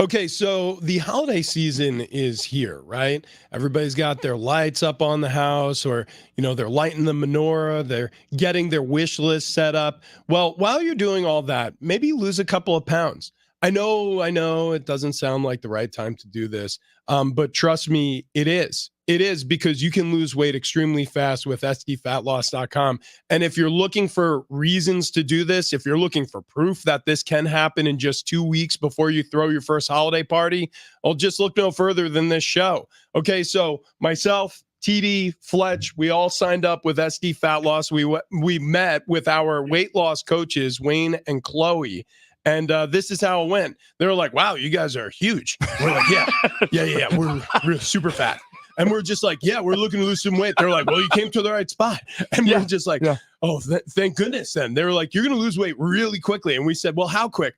Well, the way it worked out for me, in the first 2 weeks, I lost so much weight that I actually called Wayne and Chloe and made sure it was okay that I was losing that much weight. Right. I dropped like 15 pounds in the first 2 weeks. What did you drop in the first 2 weeks? It was right around 10 or 12. It was enough in the first week where I'm like, is this for real? Fletch lost like a full toddler's worth of weight within the first 2 or 3 weeks. It was impressive and also scary to a certain point, because I was like, where'd you hide it all? Right. And then also I'm like, he's a liar. He's a liar. I want to see the scale. And we did. He started sending us pictures of his scale. It Careful was almost taking pictures of your scale, by the way. Oh, yeah. You can catch things in the reflection. Right. We had a long talk with HR about that. Anyways, look, the point is, emphasize long.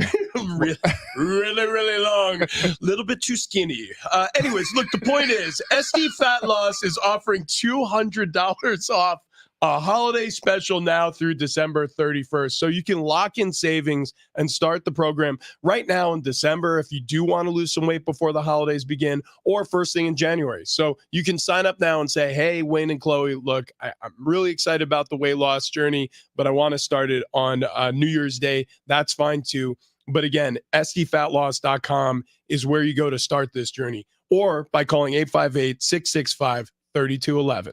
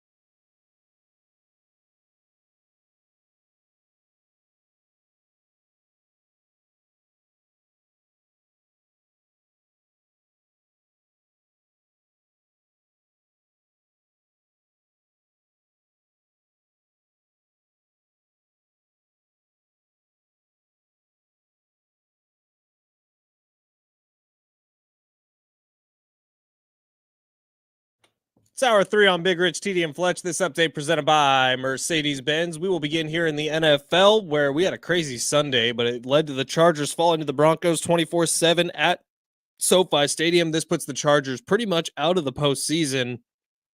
Bills keep their playoff hopes alive with a huge win over the Chiefs, 20-17. And on Sunday Night Football, Eagles fall to the Cowboys 33-13. That vacated the number 1 spot in the NFC, which was quickly taken up by the 49ers. They beat the Seahawks yesterday 28-16. College hoops, Aztecs get a win over UC Irvine on Saturday night. Final score 63-62.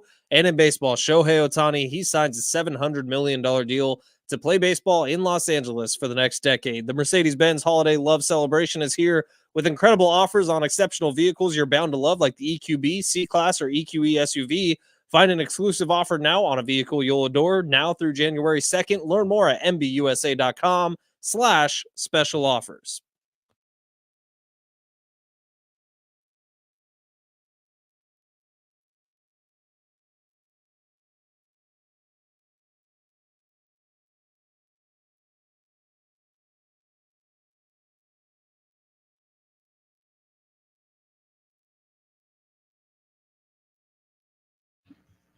Yeah! Woo! Happy Monday to those who celebrate. Big Rich, TD, and Fletch with you here on a very busy Monday based on the weekend that we had in sports, both locally, nationally, in the NFL. We have a Monday night doubleheader we haven't even scratched the surface on because we've been fighting our way through this Week 14 slate of Sunday games, plus the breaking national news that, of course, broke at I don't know, what was it? Middle of the afternoon on Saturday? It was like 12:15 or so Saturday. Ohtani signs with the Dodgers for $700 million. 10-year contract with LA. And he waited until Army Navy kicked off to announce it. Overpaid. Okay. Do you really feel that way? I feel that way in a baseball sense. I do not feel that way in a Dodgers making money sense. I think they're going to make money off of this, but I do think it'll hamper them down the line in terms of ability to sign other people. And I think you paid $700 million for a guy who's just going to hit for the majority of this contract. You could have a Juan Soto and a Blake Snell for less money. You could. Now, yeah, it's crazy. I read this article the other day that said the Dodgers will probably recuperate 20% of that $700 million by the end of the month because of different brand deals that they'll be able to sign for the next 10 years. Like they'll be able to sign people up now for 10-year deals based on Shohei Ohtani being there. And not to mention the Dodgers just became the most popular team in Japan by far. Not even close. Yeah, that's true. That's true. It seems like an astronomical number, a number that I wasn't guessing. I mean, I was thinking this is going to be a $600 million contract, which was still bonkers, but $100 million more than that. And I also thought, it's going to be a $600 million 14-year contract or some absurd length. But we'll guarantee you $600 million. No, 710 years. So this puts a new precedent, I think, on upcoming contracts. Well, and they'll defer some income to make this work numbers wise for the salary cap moving forward. And again, to Fletch's point, what Ohtani means to the Dodgers is not just like you get this amazing player. It's also you get this international superstar. It's kind of like signing a great football player. And, oh, by the way, also now, like it's going to goose his free agency price because of what he brings to the table now, being tied to one of the most famous people in the world. And that's what Shohei Ohtani is. He's one of the most famous people in the world in terms of baseball because an entire country tunes in every time he gets to the plate. And you can put it this way, the Dodgers have half as many Instagram followers as Shohei Ohtani does.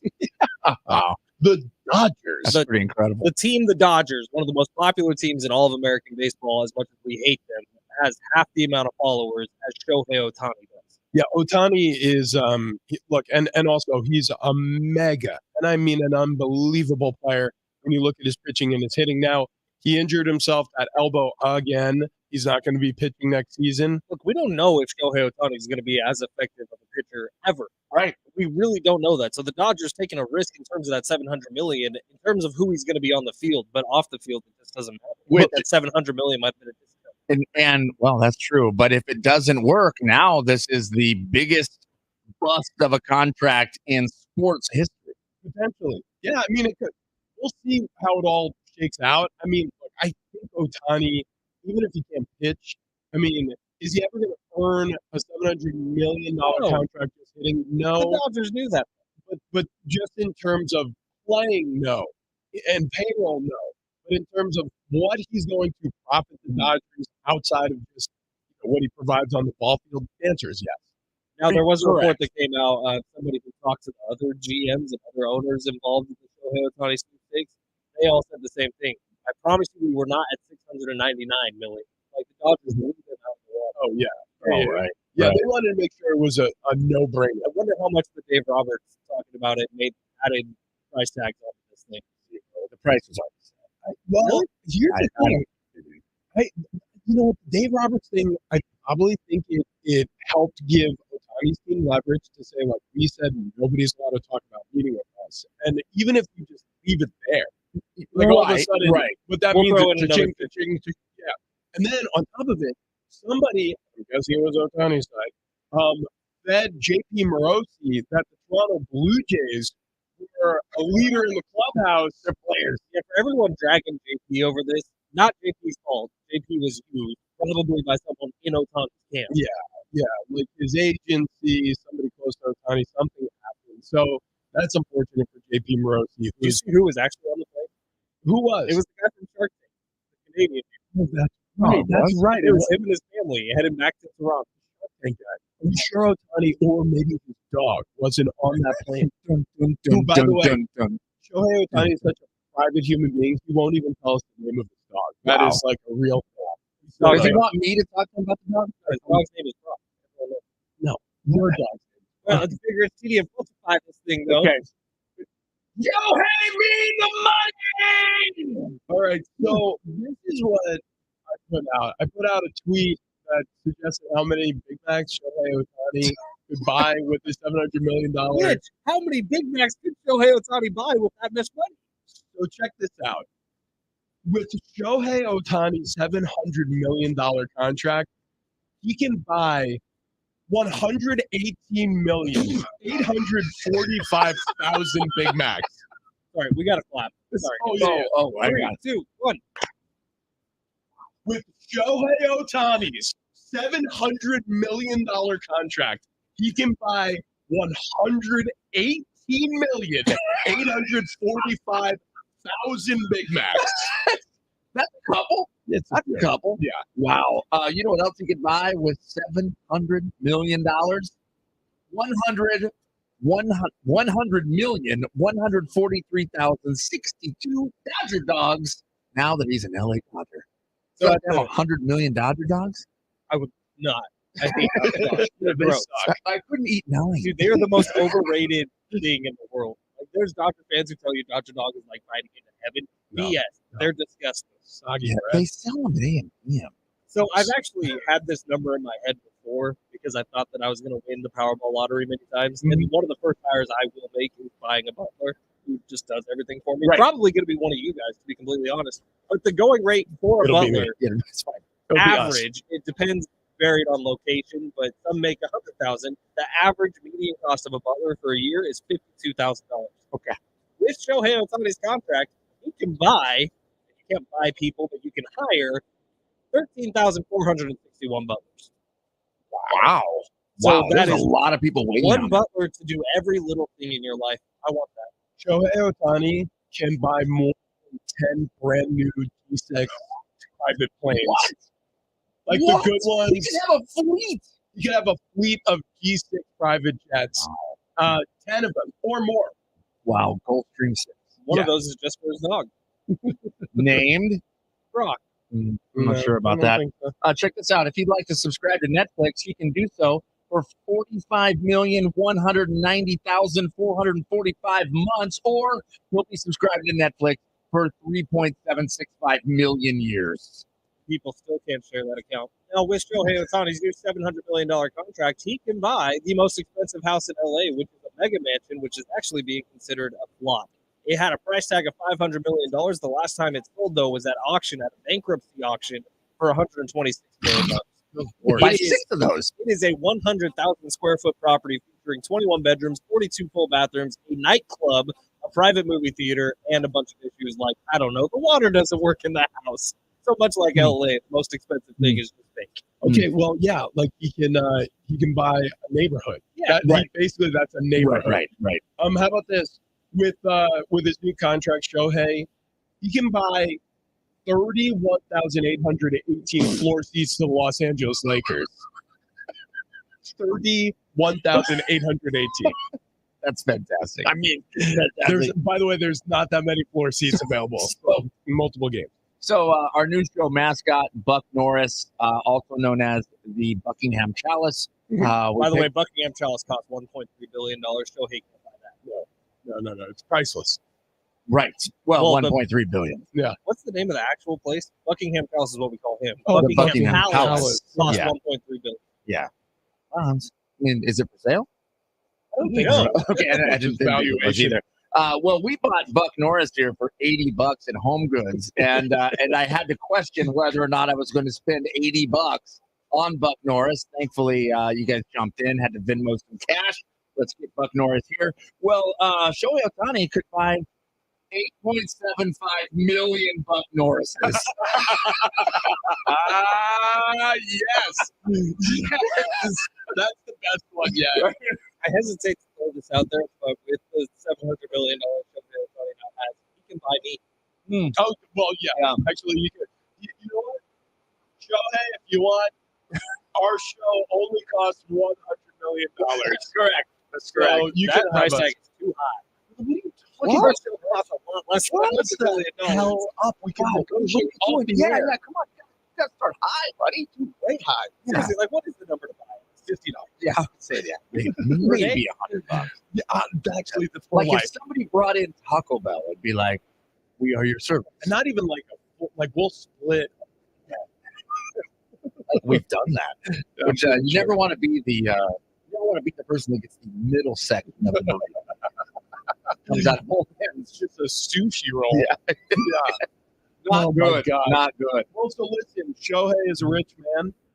The Padres, unfortunately, are decreasing payroll.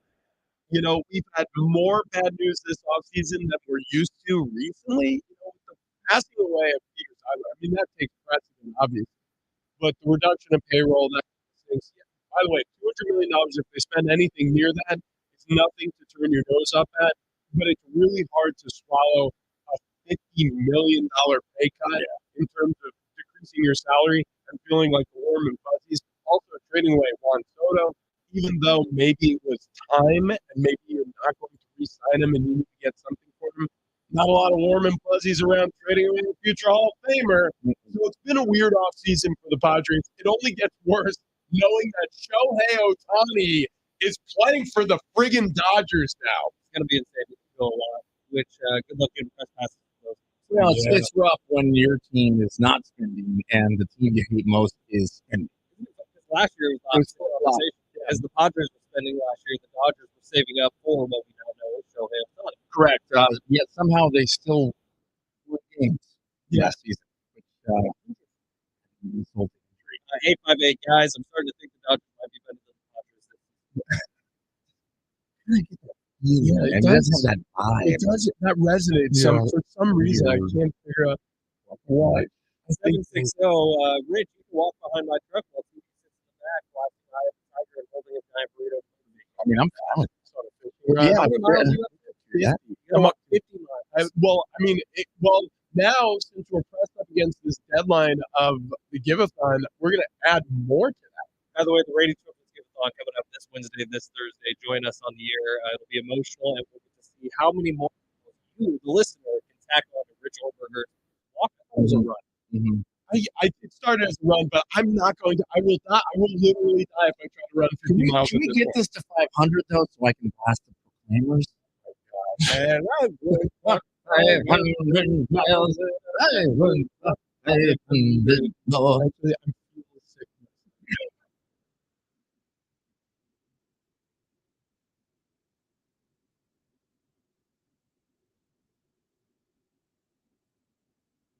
some scores around the NFL. Turnovers wrecked the Eagles while they looked foolish against the Cowboys last night. They lost 33-13. The Denver Broncos moving to second place in the AFC West with a 24-7 win over the Chargers. Vikings take down the Raiders in one of the most boring games I've ever seen. Yeah. Actually, it's one of the most boring games ever in the history of time in the NFL. They win 3-0. The Niners beat up the Seahawks with Drew Lock at the helm, 28-16. In Major League Baseball, we're just talking about it. Shohei Ohtani signs a 10-year, $700 million contract with the Dodgers. But check out these stats. Brock Purdy, with his current salary, would have to play for 805 years to make what Shohei Ohtani is making with the Dodgers. Yeah, that's right. That's right. Ask Forbes. What's Shohei Ohtani ever done? Nothing. The Dodgers are going to pay Shohei more in 1 year than 8 Major League Baseball franchises are set to pay their entire roster. The A's, their roster costs $38.6 million. The Orioles, Oh, they really do. $42.8 million. Pirates, $54.2 million. The Reds are at $59.9 million. Milwaukee, $61 million. Kansas City Royals, $65.4 million. The Marlins are $65.9 million. And the Guardians, $66.8 million, all under what Shohei Ohtani by himself is making in one. So that number, that 8 teams will be paying their entire roster less. So that's true as of right now. Danny began to get on this rant on Twitter, and I was laughing at it because every major news publication was saying that, Travis, that 8 different teams don't pay their players what Shohei Ohtani is going to be making. But they haven't factored in free agency just started. Teams are going to get over that point. The only team that won't is probably the A's. The biggest. Maybe the Orioles. Yeah, the A's for sure won't. Right. In last year, they were the only team under $7 million. It's crazy how Major League Baseball works. You know, I mean, look, before we get back to the NFL and we roll on the other side with this Monday night doubleheader, we'll give our thoughts on Packers, Giants, Titans, Dolphins. But first, do you think there's any chance ever that the NFL will catch Major League Baseball in terms of money spent on their athletes? No. I agree with you. No, and part of that is longevity. I mean, it just That's a good you know, point. there's the players just aren't going to hang around a guaranteed amount of time like they are in baseball. You get beat up, and you know, Rich, come on, you've been there, man. You lived this life. It would be idiotic for an NFL team to pay someone more than a 5-year contract unless their name is Patrick Mahomes. Both of those are great points. And then the other part is I don't think the NFL, because also of the length of careers being so short, there's not enough strength in the union to fight the salary cap. Like there will always be a cap. And I mean, I made this comparison recently. It doesn't matter how hard I throw a ball inside this building, it's going to come back down after it hits the ceiling. There's no breaking through. Yeah. If I go outside, I mean, it's unlimited, and that's Major League Baseball. Without a salary cap, a team can pay essentially whatever. This could have been a $1 billion contract if the Dodgers wanted it. Yeah. It could have been a 15-year, $1 billion contract, and it would have been even crazier, but it could have happened. It's soccer money, man. Yeah. Soccer money. Throwing around billions of dollars. So it'll never happen for the NFL. In terms of basketball, I mean, You think? I just don't. Because if you think about it, Major League Baseball cried the loudest in terms of poverty during the pandemic. Do you remember that? Yep. How ridiculous that was. They were just like, "Oh my God, we're not going to be able to afford this. We need to slash all of our minor league baseball teams." You remember that? They By were the way, like, minor leaguers make no money. Yeah. Like 30 something. $2 grand a month. "These guys are giving gas money," and they're like, "Gosh, it's really weighing us down. We better get rid of all of them." It's like, We got to wipe 120 grand off the books because we got to make way for $700 million. It is unreal. stupid when you start to think about how much money that really is. It's Right. $70 million a year. There is no way you can convince me. There's no way you can convince me that any of these 30 teams and Padres brass, I hope you're listening, can't afford to have whatever payroll they want. Now there is one. I think it was Pittsburgh, but Jeff Passan put out like talking about the numbers. I think it was Pittsburgh. I could be wrong on that, but the owner of one of the Major League Baseball franchises has a net worth of $700 million. Yeah. So it's like the Dodgers just paid a whole net worth of one owner. Well, just think of it from this Over standpoint. 10 years. Right. Yeah. But they can take out those loans, right? You know, and that's the point. Like a lot of people are sitting here, they're like, "Oh my gosh, the Padres will be insolvent if they don't pay back some money and they slash their payroll." Baloney. They could just take out another loan. Like the truth is, like, Credit card debt is good. there are other ways around the barn. What they're trying to do is try party. What they're trying to do, one of these 30 like kings in our country, they're trying to be like, "I'm sorry, the king's manor. We have to take more taxes from you, and we're going." And everybody's eating good at the top. Like it's just baloney. Well, look, any business has a profit that they want to make, right? That's so what it comes down to. So here's the profit that we need to make. If it starts eating into that profit, and now, oh wait, we wanted to make 30%, and now with these current projections, we're only making 28. Things are going to become more expensive, or they're going to cut costs somewhere so they can get to that 30% profit margin yet. Exactly. That's the reason why, even though the Padres are saving $50 million, potentially more, on their payroll this season, they're also going to increase your season ticket prices by 20%. And they're going to say to you the whole way, "Look, we tried to win a World Series that way. It didn't work out. So we're just going to trim a couple of costs here. Everything's going to be fine. We're still going to be just as competitive." Right. See you in 2024. Okay. Thank you very much. Shohei Ohtani signs a $700 million contract. Everybody have the warms and the fuzzies. Yes, he's busy eating 119 million Big Macs. That's right. That's You know how much right. he's going to be taxed? Oh, He's Like some $350 million. yeah. Well, it's half. well, in half, yeah. Yeah. But if it's deferred now, and money starts accumulating on this, all of a sudden taxes get paid for with this deferred payment. Yeah. I mean, it's ridiculous. It's numbers you can barely wrap your head around. Yeah. He can go and buy islands, Right. not just a restaurant chain, like actual islands. Wait, what? Talking fresh cut fries? Fresh cut fries? You're damn right. Garlic Parmesan. Anyways, Wait. guys, if you're looking for a world-class dentist where all the procedures are done in the same office with state-of-the-art technology, then you need to talk to Dr. Jordan Colby of Ocean View Dental. You need to check him out on his website, oceanviewdental.net. There you're going to see a lot of the work that he's done, testimonials from patients, people who have had a smile in a day. And I mean that, like walked in with I don't want to make fun because it's not funny, but some people have had some really, really awful situations going on with their teeth.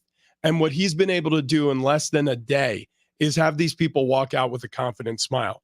It is incredible. It is like, honestly, in some ways, life-changing work. I mean, think about how much people see your teeth while you talk, anytime you laugh, anytime you smile. Imagine if you're embarrassed. I mean, if I'm speaking directly to you, if you have a smile you're not proud of, I need you to go to oceanviewdental.net right now, and I need you to start the conversation with Dr. Jordan Colby. I've had 3 teeth put in from this man, okay? I had a tooth extraction that still needed to be done. I needed 3 implants to go in, and I didn't know who to turn to. In fact, I went to my old dentist, and he told me that I was going to have to visit 3 different offices. I was going to have to get imaging done at this place. I was going to have to get the oral surgery done at this office. I was going to have the implants done at this office. And I was going to have to return back to him. So including his own office, it was 4 different places. Well, with Dr. Jordan Colby and Ocean View Dental, I went to one place. I went to his beautiful place in Oceanside, where they have all the latest advanced dental technology, including digital x-rays, 3T, CT imaging, dental lasers, Invisalign veneers, so much more. All of that is at Ocean View Dental. He's built this world-class family-oriented practice at Ocean View Dental. He also has one location in Fallbrook as well that provides excellent dental care, personal, professional attention you and your family deserve. And that's what I feel like. I feel like family there. I walk in there, everybody knows my name. It's like Norman Cheers, right? You know, you sit down and everyone's like, "Hey, Rich, how you doing? How's the family? How's Annie? How are the kids?" Like they get to know you. So you're comfortable with everything that's being done there. whether you need a teeth cleaning, you need some cavities drilled, or you have more advanced things that need looked at and attention, like I did with the implants and the extractions, no matter what the situation is, Dr. Jordan Colby can help you. Again, start your search at oceanviewdental.net and take it from me. You will not be let down by Dr. Jordan Colby.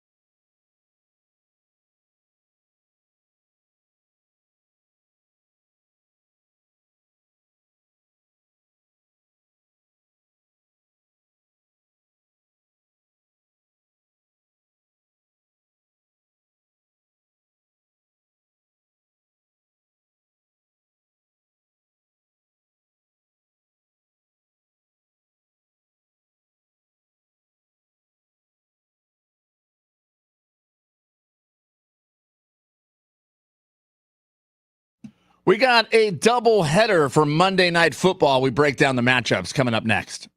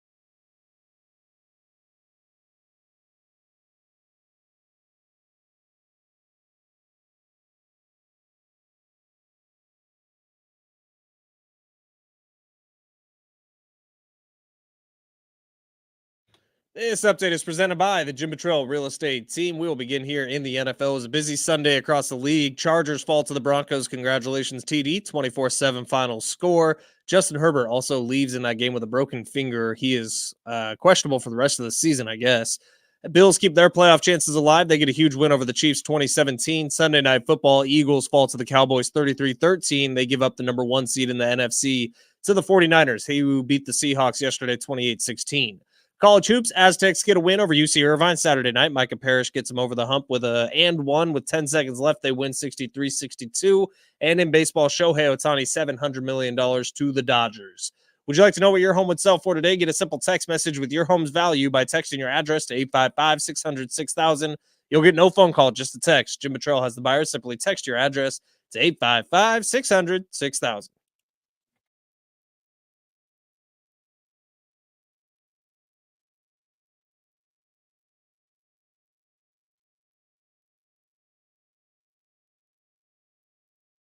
Big Rashid and Fletch coming up this Wednesday and Thursday. The Rady Children's Give-a-thon will be going down, and there's a few people tied to this here, right, Yeah, Fletch? you can join us, San Diego Sports 760, Indian Motorcycle of San Diego County Credit Union. We're all supporting Rady Children's Hospital this holiday season. Wednesday, Thursday this week, you're going to hear stories of hope and healing from Rady Children's patients and families during the iHeart Rady Children's Give-a-thon. We just saw the number that you all donated last year, and it kind of blew our socks off.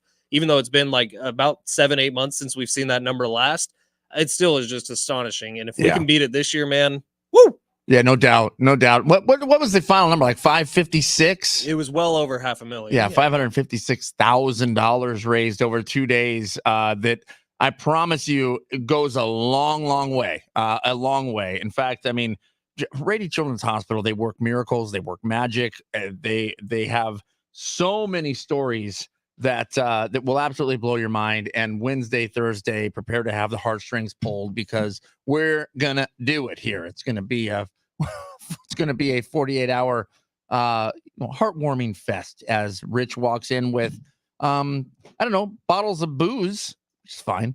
Yeah, it was left in a studio because of the KGB FM thing that we do with them on Fridays. I realized as I was walking out, I was like, and that's my stuff that I need to bring back to our studio. And he didn't ask, where's my silver pitcher? No. As a matter of fact, she didn't. And I'm glad she didn't because all of a sudden that's just going to appear back in the cabinet like nothing ever happened. Yeah. No big deal there. All right. So, look, we're really excited about the Rady Give-a-thon. This time of year, every year, tugs at the heartstrings. So whatever you can give, please do over that 2-day span.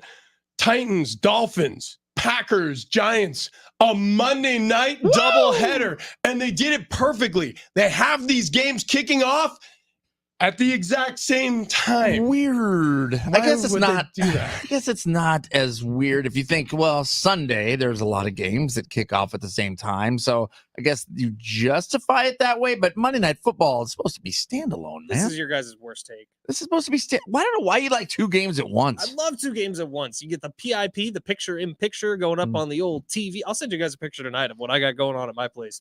But I think it's way better because there is. Send you a picture of my place too.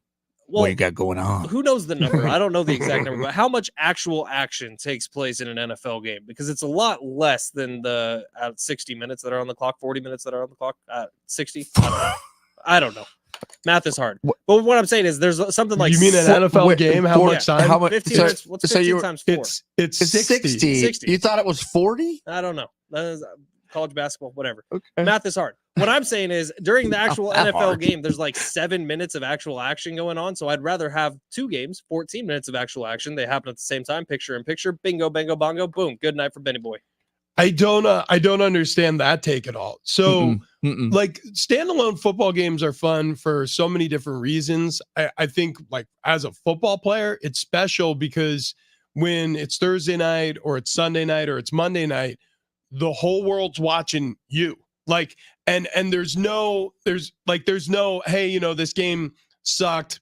It got buried by what happened in the Dolphins game. It's like, no. Like the sole focus is on Jordan Love and the Giants, or it should be, or the sole focus is on Will Levis and Tua, or, you know, the Titans and the Dolphins.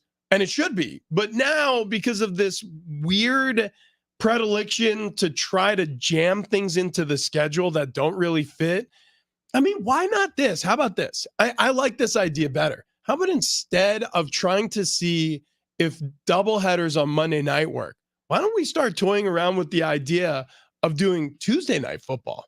Right.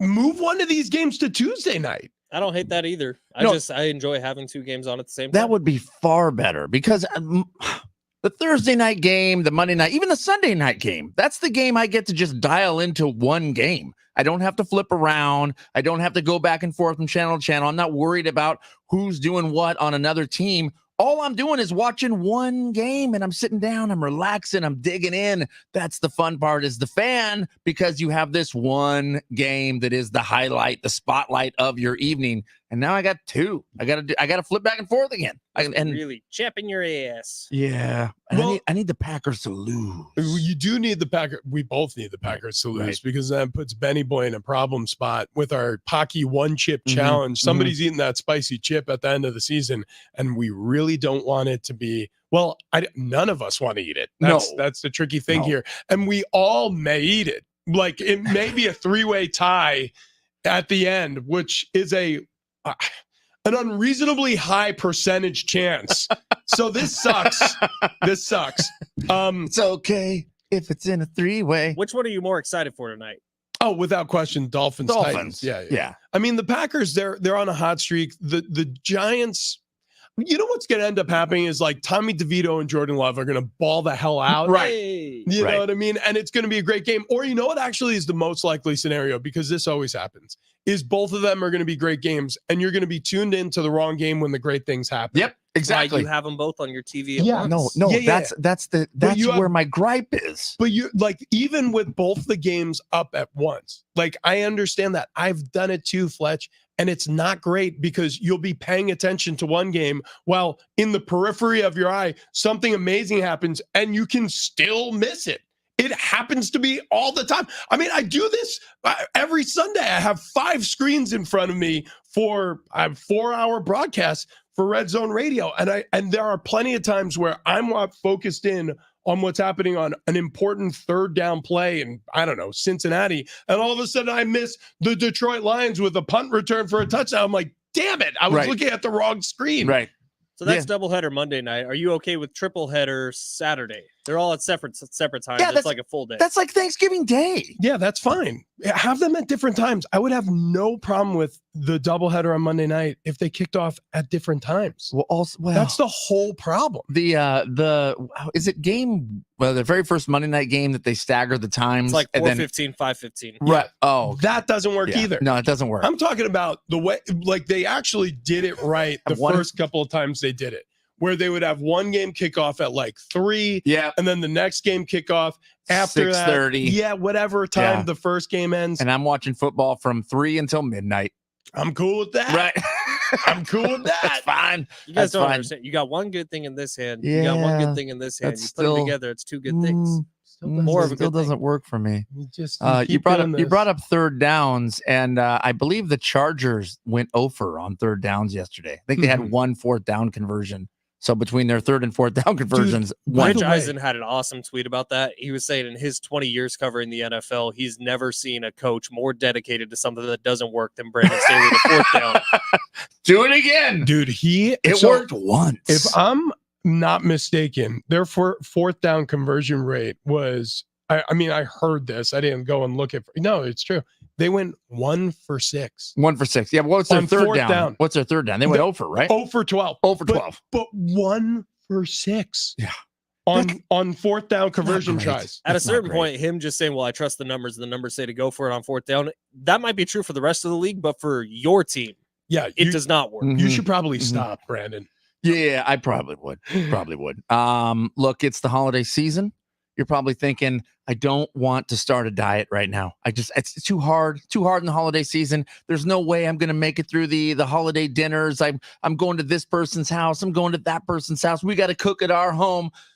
Well, look no further than SDFatLoss.com if you're trying to lose a few pounds here before those holiday meals, because you're still going to be able to enjoy the holiday meals. You're still going to be able to have fun here through the holidays, and you will still lose weight. I promise you that, because we did. SDFatLoss.com, we lost a lot of weight and a lot of weight fast. And if you're going, well, I got a holiday party coming up in a week and a half, I don't know, it'd be nice to drop a few pounds, maybe 7 to 10 pounds.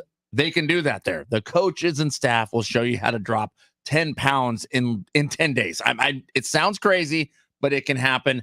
You can go to SDFatLoss.com. You can schedule a free consultation right now. And if you sign up, they're offering $200 off with a holiday special now through December 31st. You can lock in the savings right now. You can start the program right now if you want, or if you go, you know what, January 1st, I'm kicking things off right. I'm gonna make it my New Year's resolution and lose the weight. That's when I'd like to do it. You'll still get that $200 off if you go to SDFatLoss.com right now and schedule that free consultation.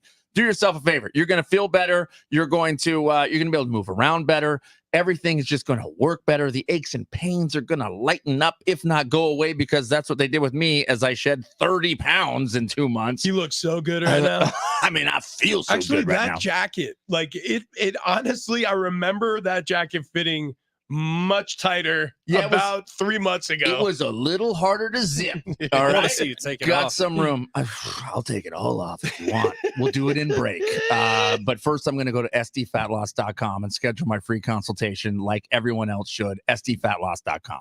All right. Coming up next, bottom of the barrel, the stories we missed from today next.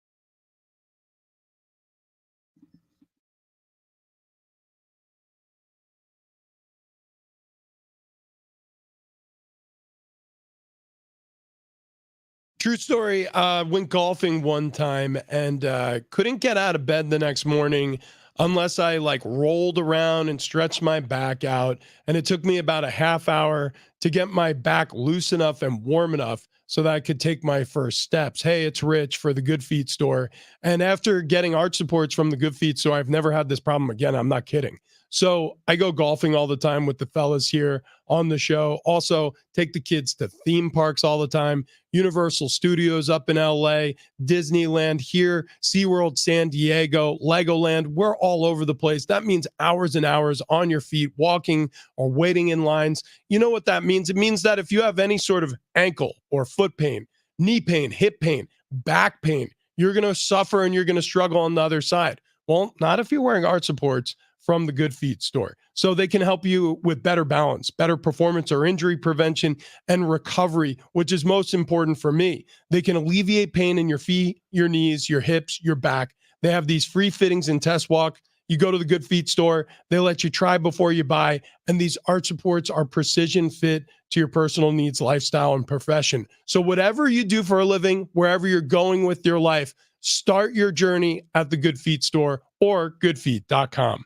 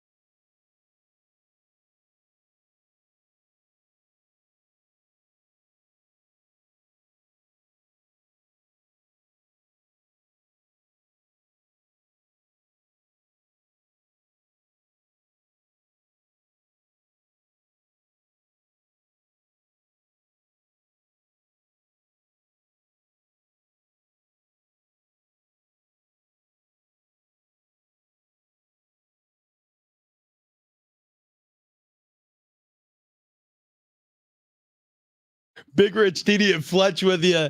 It is I would say it's as busy of a Monday as we've ever had.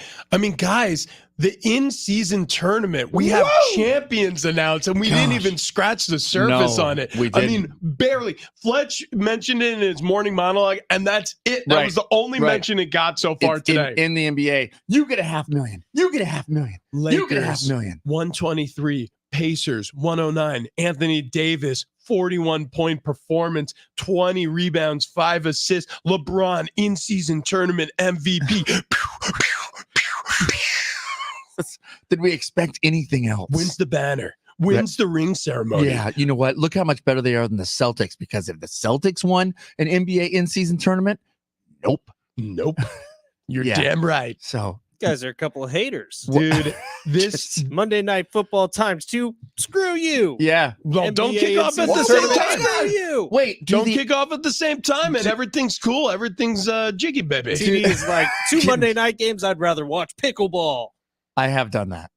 That is TD happened. has done that. Yeah. And I'm telling you, I was locked into pickleball. I'll tell you what I love. I love like the Super Bowl. The Super Bowl, a standalone event, everybody doing the same thing at the same time. I love Monday Night Football, Thursday Night Football, Sunday Night Football, because everybody's doing the same thing at the same time. There are tens of millions of Americans tuning in and doing the exact same thing you're doing at the same time. What do I not like? I hate when the room's divided. I hate when they're good call. Why do we need 2 football games kicking off at the same time? Just have them kick off at different times or on different days and have them in prime time slots, and then we're cool. Hey, so bottom of the barrel. Yeah. Got to do it. We do it Was every that day Lakers? now. They're on top. They're scraping. Well, we thought they were scraping the bottom, and then they reigned supreme with the NBA Cup. Unbelievable. Wow. Every other team only gets participation ribbons. Losers. Not the Lakers. $500,000, $500,000, $500,000. They are the champions, my friends. I did think it was a little over the top for them to do the champagne celebration. in the No, it's locker room. totally Are fine. you kidding me? This, Totally fine. So the Lakers so NBA far Cup. in recent memory, they've won the bubble. Larry O'Brien. So they won that championship in the bubble, which Right. obviously is the same thing as any other championship. 100%. And now they won the NBA Cup. One inside of a gym and in Phoenix or The something. Dodgers, they won the World Series in Texas in the bubble. Right. And now they won the offseason award for the biggest contract ever signed Right. with Shohei Ohtani. Right. So congratulations to LA. Like some- LA like teams some- are very good at winning Yeah. things that nobody else cares about. Wow. Correct. Yeah. They're And nailing by it. the way, you guys saw that the LeBron MJ debate is now over because LeBron has an in-season tournament championship. Done. Michael Jordan never had that. LeBron is so much better. So good. Oh, you mean so good. LeBron James, The GOAT. Laker legend LeBron Right. James? Right. Greatest done of all deal. time. Guys, I'm going to start going to church. In Brazil. Okay. Yeah. So this is the bottom of the barrel story. What did we miss today, TD? Anna Akiva. Go She ahead. was a model. She became a pastor, Mhm. and now she stopped pastoring at the age of 36 to become an OnlyFans model. Let me see. What in the This is- world? This is the pastor. Hallelujah. She's Yeah. a Brazilian pastor. She's a Brazilian pastor. She said she's going to do OnlyFans for a while, then go back to being a pastor. In nomine del Padre, del Figlio e del Spirito Santo. Yeah. She has to raise money for her Amen. diocese. Yep, both of them. Yeah, Yeah, buddy. I die to see them. You know what I'm saying? I'm dying to see him too. Lord, God. Lord. Hallelujah. Amen. Wow. Jeez. Yeah. Thank you, TD, for that beautiful I mean- story. Thank you to all our texters who jumped on today. Free iHeartRadio app is where you will find all of our show's content. Also follow us at Big Rich TD Fletch on Twitter, Instagram, and TikTok. Good Lord. TD, maybe you should post a video just about her. Yeah. You know what? I think I might. I think that's My wife will dig it. we need to share that with the world. All right, the herd is next. Happy Monday, y'all.